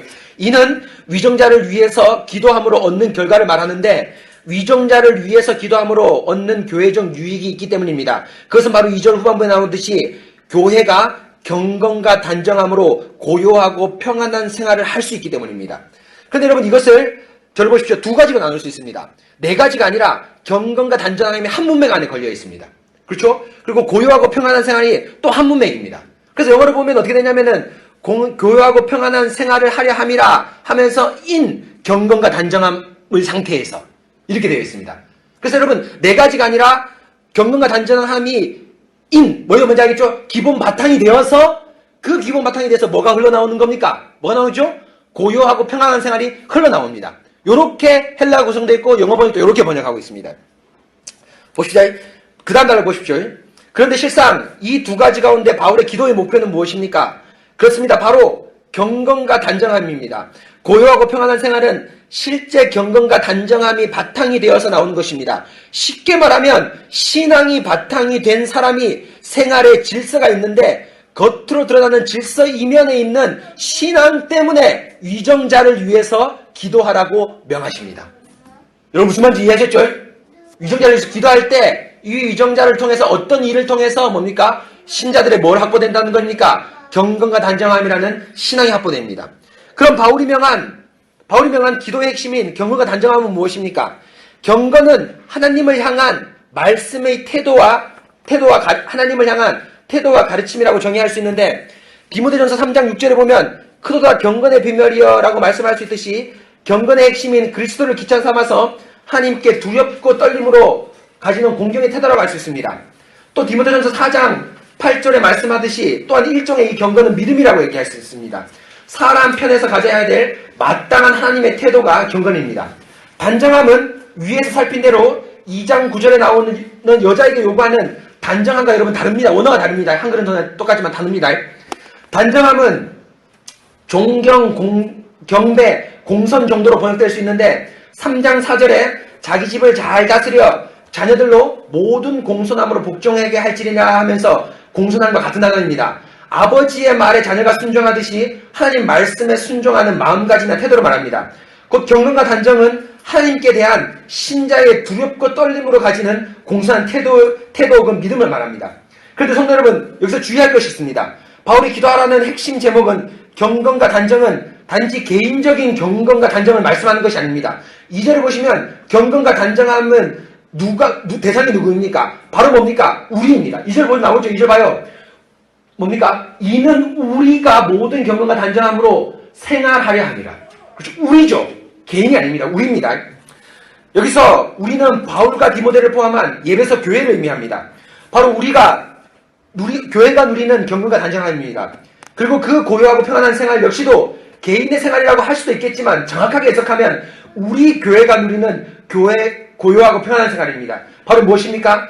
교회가 누리는 모든 종교적인 활동을 의미합니다. 그렇다면 성도 여러분, 경건과 단정함은 무엇을 의미합니까? 바로 교회의 종교적 활동의 기본이 되는 은혜의 방편이 지백된 예배입니다. 곧 말씀과 성례와 기도가 동시에 선포되고 언약이 확인되는 교회의 심장과도 같은 예배가 이 바울이 기도하라고 말한 핵심입니다. 바로 바울이 지금 기도하라고 한 것은 경건과 단정함의 원천이 되는 예배를 위해서 기도하라고 강하게 명하고 있습니다. 이것이 공기도 특별히 남자 여자들의 기도해야 될 주요 대상이기도 하고 동시에 위정자를 위해서 기도해야 될 가장 중요한 목표이기도 합니다. 그렇죠? 왜 위정자를 기도하냐? 바로 뭐죠? 뭐라고 확보하기 위해서? 단정과 경건함. 뭐죠? 그 단정한 경건함의 핵심인 예배를 잘 드리고 예배를 제대로 드리기 위해서 위정자를 위해서 기도하라고 말씀하고 있습니다. 계속 봅시다. 여러분 12절부터 정리 바짝 쳐야 됩니다. 여기서 좀 중요한 문제가 나옵니다. 그런데 성도 여러분, 여기서 한 가지 궁금증이 생깁니다. 왜 바울은 그냥 바로 신자의 경건과 단정함, 곧 예배를 위해서 기도하라고 하지 않고 위정자를 위해서 기도하라고 말하고 나서 신자의 경건한 단정함을 기도하라고 얘기했을까요? 왜 가정으로서 위정자라는 기도 제목을 넣었을까요? 여러분 잘 이해하셨죠? 왜 위정자를 넣었을까? 실제로 여러분 위정자를 넣지 않고 그냥 바로 너의 경건과 단정함, 예배를 위해서 기도하라고 얘기해도 되죠? 그렇죠? 그런데 성경 곳곳에 보면 위정자를 위해서 기도하라는 문장이 많이 나옵니다. 그렇죠? 왜 위정자를 넣었을까? 이걸 살펴봅시다. 이에 대한 답을 대부분은 성교적 문맥에서 이해합니다. 하나님은 온 우주의 하나님이시니까 이들도 하나님의 구원 받기를 원하신다라고 말씀하면서 대부분 주석서에서는 이렇게 이 구원자, 사람들이 생각하지 못하는 그 불신자들 역시도 구원의 대상이기 때문에 성교적 문맥에서 이렇게 주석을 합니다. 물론 일리가 있습니다. 하지만 오늘 말씀에서 위정자를 위해서 기도하라는 것은 성교를 위한 것이 아닙니다. 성교를 위한 말씀은 다른 성경에서 찾아야 합니다. 오늘 말씀뿐 아니라 위정자를 기도하라는 대부분의 성경 말씀은 성교적 문맥이 아니라 구속사의 문맥에서 위정자를 위해서 기도하라고 말합니다. 위정자를 위해서 기도하는 대표적인 성경 말씀은 예레미야, 에스라, 마태복음, 누가복음, 로마서, 디모서, 베드로전서가 있습니다. 그 중에 가장 대표적인 문맥인 누가복음 20장 19절, 26절 말씀을 살펴보면서 왜 위정자를 위해서 기도해야 되는지 살펴보겠습니다. 여러분 19절부터 누가복음 26절까지 한번 읽어볼까요? 시작!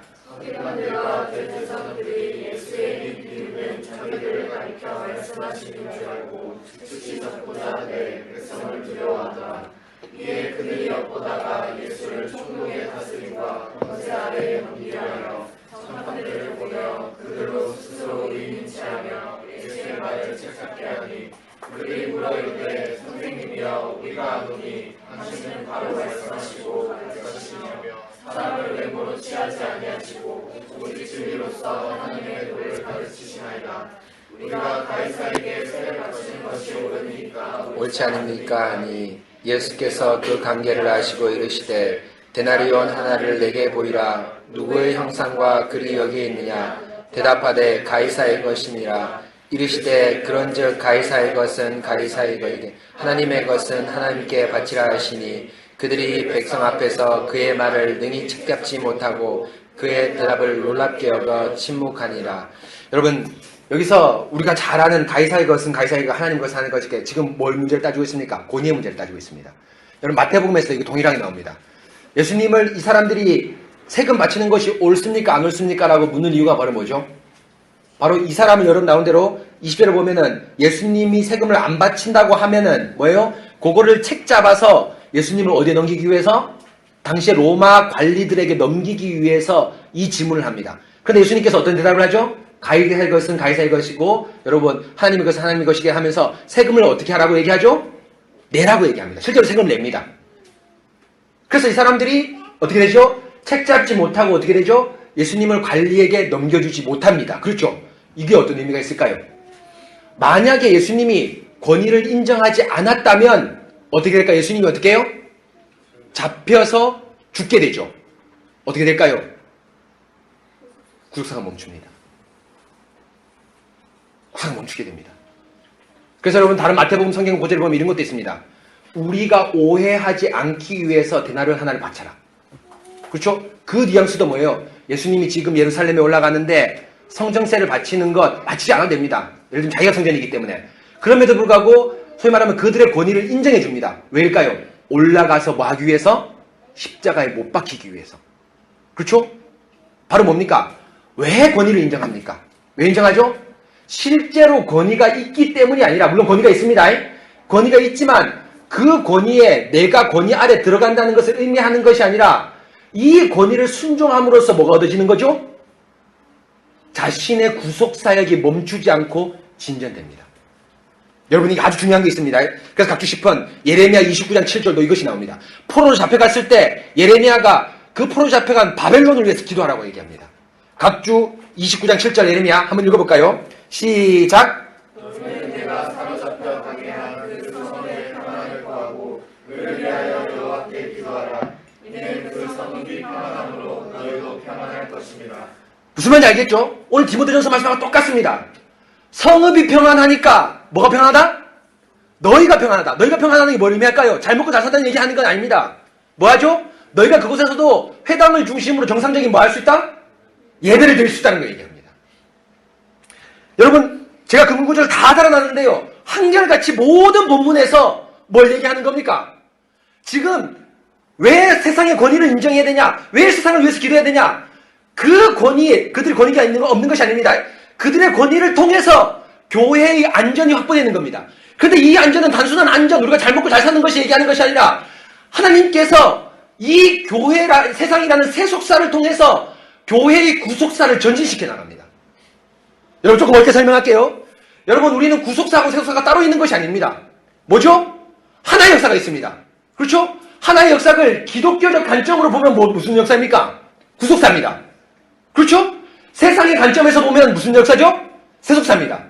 그런데 여러분 우리 관점에서 보면은 이 구속사 안에 여러분들이 학교 다니고 대통령이 뽑히고 세상에 폭풍이 오고 난리가 오고 이 모든 것이 다 포함되어 있습니다. 그런데 한결같이 이 세속사가 뭘 중심으로 움직입니까? 구속사를 중심으로 움직입니다. 우리가 대통령을 위해서 왜 기도해야 되죠? 바로 뭡니까? 대통령이 정치를 잘하게 될 때 어떻게 됩니까? 교회가 안녕합니다. 그런데 여러분 대통령이 정치를 잘하게 될 때 여러분 엄청 주의해야 될 것인데 개혁주의 고백서도 이렇게 잘못된 고백들이 있습니다. 엄청 주의해야 될 것인데 불교보다 교회를 더 두드려달라는 것이 아닙니다. 여러분 무슨 말인지 알겠죠? 카톨릭보다 로마교회보다 우리를 더 두드려달라는 것이 아니라 대통령을 위해서 기도해야 될 것은 뭡니까? 일반 계시의 측면에 맞게 정직하고 성실하게 정치를 해달라. 그 정직과 성실로 인해서 교회에 뭐가 확보됩니까? 안녕이 확보됩니다. 간접적인 안녕입니다. 물론 직접적인 안녕은 하나님의 복음 때문이죠. 바로 이것입니다. 여러분들이 회사를 위해서, 직장을 위해서, 상사를 위해서 기도해야 됩니다. 여러분 직장을 위해서 기도해야 됩니다.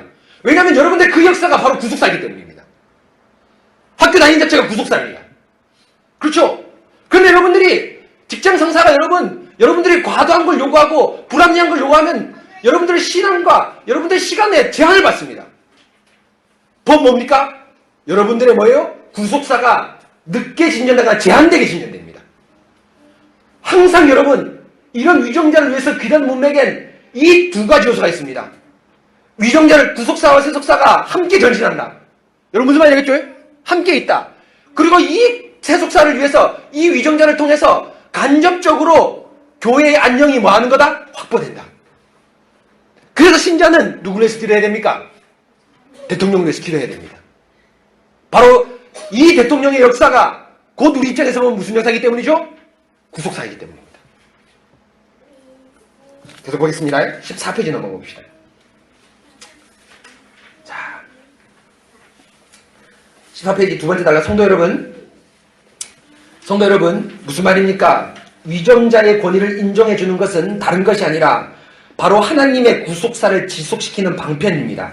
바로 성경에 나오는 위정자에 대한 문맥은 한결같이 두 가지 점을 직접적으로 언급하거나 함의하고 있는데요. 첫째, 위정자의 권위는 하나님께로부터 나왔다. 대표적으로 로마서 13장에 있습니다. 모든 권세는 위로부터 나왔다. 둘째, 그 권위에 순종함으로 성도들은 평안을 누린다는 것입니다. 곧 하나님께서 위정자에게 권위를 주셨다. 그러므로 성도들은 그 권세 아래 마땅히 복종을 해야 한다. 왜냐하면 위정자의 권위에 복종함으로 성도는 평안을 누릴 수 있기 때문입니다. 이것은 무엇을 의미합니까? 바로 하나님께서 당신의 구속사를 이끌어 가실 때 구속사가 따로 있는 것이 아니라 항상 세속사가 함께 구속사와 전진합니다. 이 두 가지가 함께 갑니다. 그래서 여러분들이 일상을 접하는 삶이 세속사이기도 하고 동시에 구속사이기도 합니다. 여러분들의 학교와 직장이 일상이기도 하고 동시에 하나님 구속의 역사의 손길이기도 합니다. 그런데 이 두 가지 관계의 핵심은 무엇입니까? 바로 구속사입니다.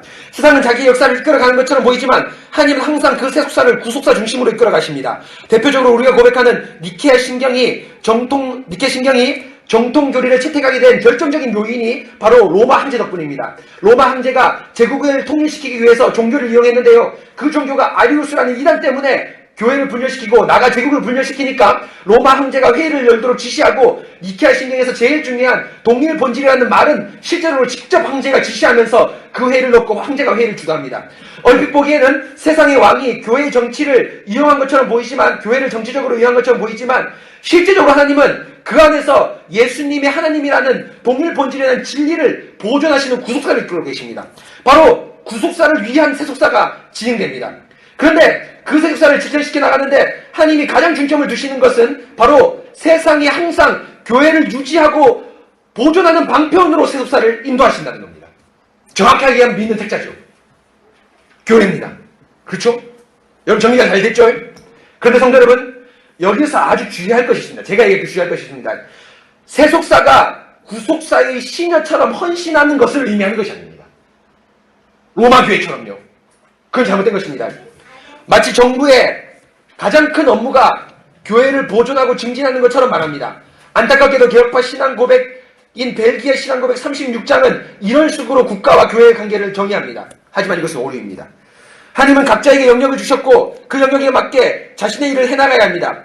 바로 정부는 정부로서 시민의 안녕을 최우선으로 하고, 학교는 학생을 가르치는 일을 최우선으로, 병원은 환자를 치료하는 일로, 회사는 좋은 물건을 만드는 일로 하나님께서 세우셨습니다. 곧 하나님께서 세상이 교회를 유지하고 보존하는 것은 바로 자신의 일을 성실히 함으로 교회를 보존하고 전진되는 방식으로 사용하십니다.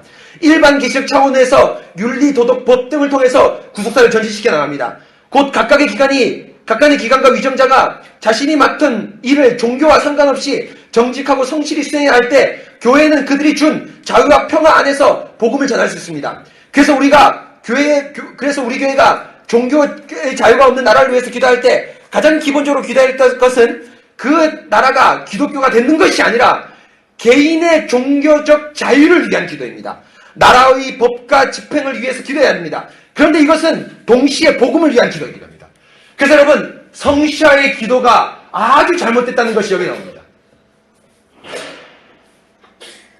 여러분 뭡니까? 각 도시마다 무슨 운동을 하죠? 성시아 운동을 합니다. 제가 있는 학폭협에 있는 그 건물도 성시아 본부운동이 있습니다. 근데 그 성시아 본부운동의 핵심이 뭡니까? 대전을 하나님께로 합니다. 대구를 하나님께로, 포항을 하나님께로. 대표적으로 잘못 발언해서 구설수에 온 사람이 있죠. 정스러운 말이지만 이명박 대통령입니다. 포항을 하나님께로. 이것은 뭘 의미할게요? 단순하게 일반적으로 여러분 뭡니까? 내가 대통령의 직무를 수행하겠다라는 것이 아니라 뭐죠? 교회의 편의를 조금 더 뭐예요? 봐주겠다. 법적으로. 이것이 성시아 운동의 모토입니다. 그 성시아 운동이 어디서 가져오지 않습니까? 칼빈의 제네바 도시가 모델입니다. 칼빈이 잘못됐냐? 그렇지 않습니다. 칼빈이 잘못되지 않았습니다. 왜 그럴까요? 칼빈의 제네바 도시는, 제네바 시는 뭘 의미할까요? 도시 자체가 뭐였죠? 교회였습니다. 정규가 분리되지 않은 시기였습니다. 도시 자체가 교회였습니다. 교회의 장로는 곧 어디의 장로였습니까? 국회의원이었습니다. 교회에 벌 주는 것은 곧 뭐가 벌 주는 겁니까? 국회의원이 벌 주는 겁니다. 종교개혁이 일어나고 난 이후까지는 그 상태가 유지됐습니다. 구약도 마찬가지입니다. 신약도 마찬가지입니다. 아니, 구약도 마찬가지입니다. 신약 아니 구약도 마찬가지입니다. 그러나 하나님이 세속역자를 진전시켜 나가면서 세속사를 분리시켜 나가십니다. 그렇죠? 이 분리시켜 나가는 게 떨어졌는 게 아니라 뭐예요? 국가 위정자는 자기가 해야 할 일을 맡기십니다. 종교와 상관없이. 그렇죠? 그런데 그것은 떨어진 것이 아니라 정직하게 여러분들에게 월급을 주면서 여러분들의 월급이 여러분들이 먹고 살고 교회 연보를 하면서 교회를 지지하는 수단이 됩니다. 여러분 그렇죠? 여러분들이 임금을 착취하지 않음으로써 여러분들이 교회에 연보하고 여러분들의 시간을 착취 않음으로써 여러분들이 이 예배를 드림으로 인해서 뭡니까? 간접적으로나마 이 교회의 안녕이 유지됩니다. 사실 직접적인 건 뭐예요? 교회가 위정자가 핍박을 해도 우리는 뭐 해야 되죠? 연보하고 실제 뭐예요? 교회 와야 됩니다. 이것이 핵심입니다. 그러나 하나님은 이 세속사를 교회를 위해서 간접적인 일반 계획 측면에서 어시스트하게 해주셨습니다. 여러분 이해하셨죠? 성시아 운동 가운데 여러분 제가 아주 강하게 비판했는데 핵심은 잘못했지만 그러나 그 안에 소소한 것들이 있습니다. 여러분 맞죠? 그러나 그 핵심적인 뭐 대전을 하나님께로 한번 심각하게 고려해야 되는 문제입니다. 바로 하나님께서 지금 위정자를 위해서 기도하라는 것은 위정자 자체를 위해서 기도하는 것이 아니라 교회를 위한 것이고 이것은 구속사를 위한 기도입니다. 오늘 말씀은 위정자에게 복음을 전하라는 성교적인 본문이 아니라 위정자가 나라를 법대로 그리고 상식대로 전할 때 교회는 자유롭게 전도하고 예배드릴 수 있다는 것을 말합니다. 특히 로마 시대는 더욱 그렇습니다. 그래서 3절에 이것이 우리 구주 하나님 앞에서 선하고 받으실 만한 것이라고 말씀하는데 이것은 무엇일까요? 바로 위정자를 위해서 기도하기보다는 기독교인의 견고함과 단정한 생활, 곧 예배와 신앙생활이라고 할 수 있습니다. 왜냐하면 4절을 보십시오. 하나님은 모든 사람이 구원을 받으며 진리를 아는 데 이르기를 원하노라라고 말씀하는데 여기서 모든 사람은 누굽니까? 말 그대로 온 세상의 모든 사람입니다. 온 세상의 모든 사람입니까? 그렇지 않습니다. 왜냐하면 오늘 말씀에서 보면 디모데의 사역지인 예배소 교회의 성도를 말합니다. 왜냐하면 하나님은 모든 사람이 구원받고 진리를 아는 데 이르기를 원한다고 말씀하셨는데 이것은 단순한 소망이 아닙니다. 하나님은 거짓말을 못하시며 전능하시기 때문에 못하시기도 하고 전능하시기 때문에 모든 사람이 구원받기를 원한다고 하면 실제로 모든 사람이 어떻게 돼야 되죠? 구원받아야 됩니다. 하나님은 반드시 모든 사람을 구원하셔야 합니다. 신실하시고 전능하신 하나님이기 때문에 원하면 반드시 해야 됩니다. 그렇기 때문에 여기서 모든 사람은 세상의 모든 사람이 아니라 바로 교회의 성도라고 말할 수 있습니다. 그 3절과 4절은 관계대명사로 연결된 한 문장입니다. 하나님께서 3절에서 이것을 선하게 받으시는데 그것의 대상은 4절의 모든 성도입니다. 모든 사람입니다. 그리고 더 소급해서 4절의 모든 사람은 3절과 2절로 소급되는 우리 곧 모든 경건과 단정함으로 생활하는 교회입니다. 그렇죠? 그래서 여러분 3절과 4절 보면은 하나님이 모든 사람이 구원받기를 원하면 진리를 아는 데 원한다고 할 때 이 모든 사람이 바로 뭐냐 하면은 바로 뭐죠? 바로 3절에서 얘기한 경건하고 진실한 예배 생활을 이것인데 이것이 바로 2절에 나온 경건과 단정함에 있는 그 교회를 얘기합니다. 바로 뭡니까? 바로 하나님이 4절에서 여러분 1절에 나오는 모든 사람 그 소위 말하는 세상의 임금들과 그 사람을 위해서 기도하라는 것이 아니라 뭘 위해서 기도하라는 거죠? 바로 교회를 위해서 기도하는 겁니다. 사도 바울 선생님께서. 왜냐하면 사절 자체에 뭡니까? 모든 사람이 구원받기 원하면 진리를 아는 데까지 이르다고 원한다 하면 하나님은 뭐예요? 해야죠. 여러분 무슨 말인지 알겠죠? 원한다면 반드시 해야 됩니다. 못하면 하나님 아니겠죠? 그렇죠? 그래서 여러분 지금 뭘 얘기하는 겁니다. 바로 구속사와 세속사를 얘기할 때 이 세속사는 구속사를 서포팅하는 방향으로 가고 구속사는 그 세속사를 위해서 기도해야 됩니다. 왜 기도해야 됩니까? 일반 계시 차원에서 우리의 구원과 우리의 교회가 멈추지 않도록 기도해야 됩니다. 이걸 얘기하는 겁니다. 사랑하는 성도 여러분, 이렇게 길고 복잡하게 오늘 말씀을 살펴보았는데요. 오늘 말씀의 핵심은 무엇입니까? 사도 바울은 위정자를 위해 기도하라는 것은 단순한 위정자를 위한 기도가 아니라 바로 구속 역사의 핵심인 교회를 위해서, 위정자를 위해서 기도하라는 것입니다. 교회의 포커스가 있습니다. 하지만 이 교회라는 포커스의 중요한 도구가 되는 것이 바로 위정자입니다. 바로 선한 싸움을 위한 우리의 기도는 교회를 중심으로 두되 그 교회를 평안하게 할 간접적인 우리의 모든 것이 동시에 기도 제목입니다. 여러분의 학업, 직장, 정치, 나라, 국방 등 모든 것이 일정한 질서 안에서 움직여야 하는데 이것이 우리 언약교회를 위해서입니다. 곧 교회를 위해서, 언약교회를 위해서 우리가 기도하되 그 기도 안에는 우리의 일상의 모든 것이 함께 기도해야 됩니다. 학생이라면 우리의 공부에 충실을 위해서 기도해야 합니다. 왜냐하면 나중에 제2수를 통해서 예배와 경건에 방해받지 않기 위해서입니다. 또 직장이라면 업무와 동료들 간의 관계를 위해서 기도해야 됩니다. 바로 업무와 관계 때문에 예배와 경건에 방해되는 일이 없기 위해서입니다. 또 교회를 위해서 기도할 때는 여러 가지를 위해서 기도할 수 있습니다. 단지 예배를 잘 드리고 목사님의 설교를 위해서 기도할 뿐 아니라 예배와 관계된 일상의 모든 것을 기도하고 목사님의 일상을 위해서 기도할 수 있습니다.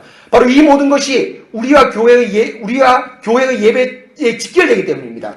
바로 바울이 공예배에서 나라와 사회를 위해서 기도하라고 명하고 이것은 실제로 교회 역사에서 나라를 위해서 기도한 경우가 많이 있습니다. 이것은 바로 나라의 안녕이 목적이 아니라 바로 교회의 안녕이 어느 정도 간접적인 선에서 나라를 통해서 유지되기 때문입니다.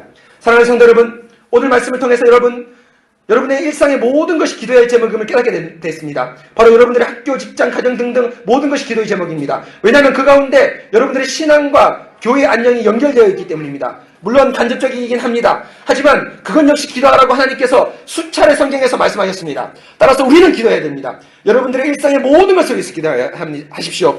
그리고 항상 그 중심에 교회가 있다는 생각을 가지면서 기도하십시오. 바로 하나님의 구속 역사는 세상과 동떨어져 존재하는 것이 아니라 바로 세속사의 한복판에 구속사가 흐르고 있기 때문입니다. 여러분, 이제 더욱 기도해야 될 것이 많아졌습니다. 바로 기도를 방편 삼아 선한 싸움을 해야 될 것이 얼마나 많은지요. 여러분이 속한 모든 것에서 바른 사회가 되길, 그리고 그 가운데 여러분들의 신앙과 교회가 중심에 서 있기를 기도하시기를 바랍니다. 아멘. 여러분, 기도가 좀 더 넓어졌습니다. 그렇죠? 모든 것을 위해서 기도해야 됩니다. IMF의 실직은 교회의 빈곤을 초래합니다. 여러분 그렇지 않습니까? 물론 거기에 직접적으로 매인 건 아닙니다. 여러분 제 말 이어서 잘 이해하셨죠? 지금 거제도의 많은 교회가 힘들어합니다. 왜 힘들할까요? 거제 조선소가 파손됐기 때문입니다. 왜 파손됐죠? 거제 조선소의 그 지도자들이 분식회계나 수많은 돈 가지고 노름을 했기 때문에 그 임금에게 돌아갈 임금들이 제대로 돌아가지 않아서 결국에는 부도가 났습니다. 그렇죠? 그러면서 지금 거제에서 교회를 짓다가 어떤 교회를 짓고 있다가 멈췄습니다. 헌금이 안 들어오기 때문이죠. 연봉 안 들어오기 때문이죠. 그럼 그 교회는 뜻하지 않게 복음 때문이 아니라 세상 때문에 교회가 와야 되는 지경까지도 이룰 수 있습니다. 여러분 그렇지 않습니까?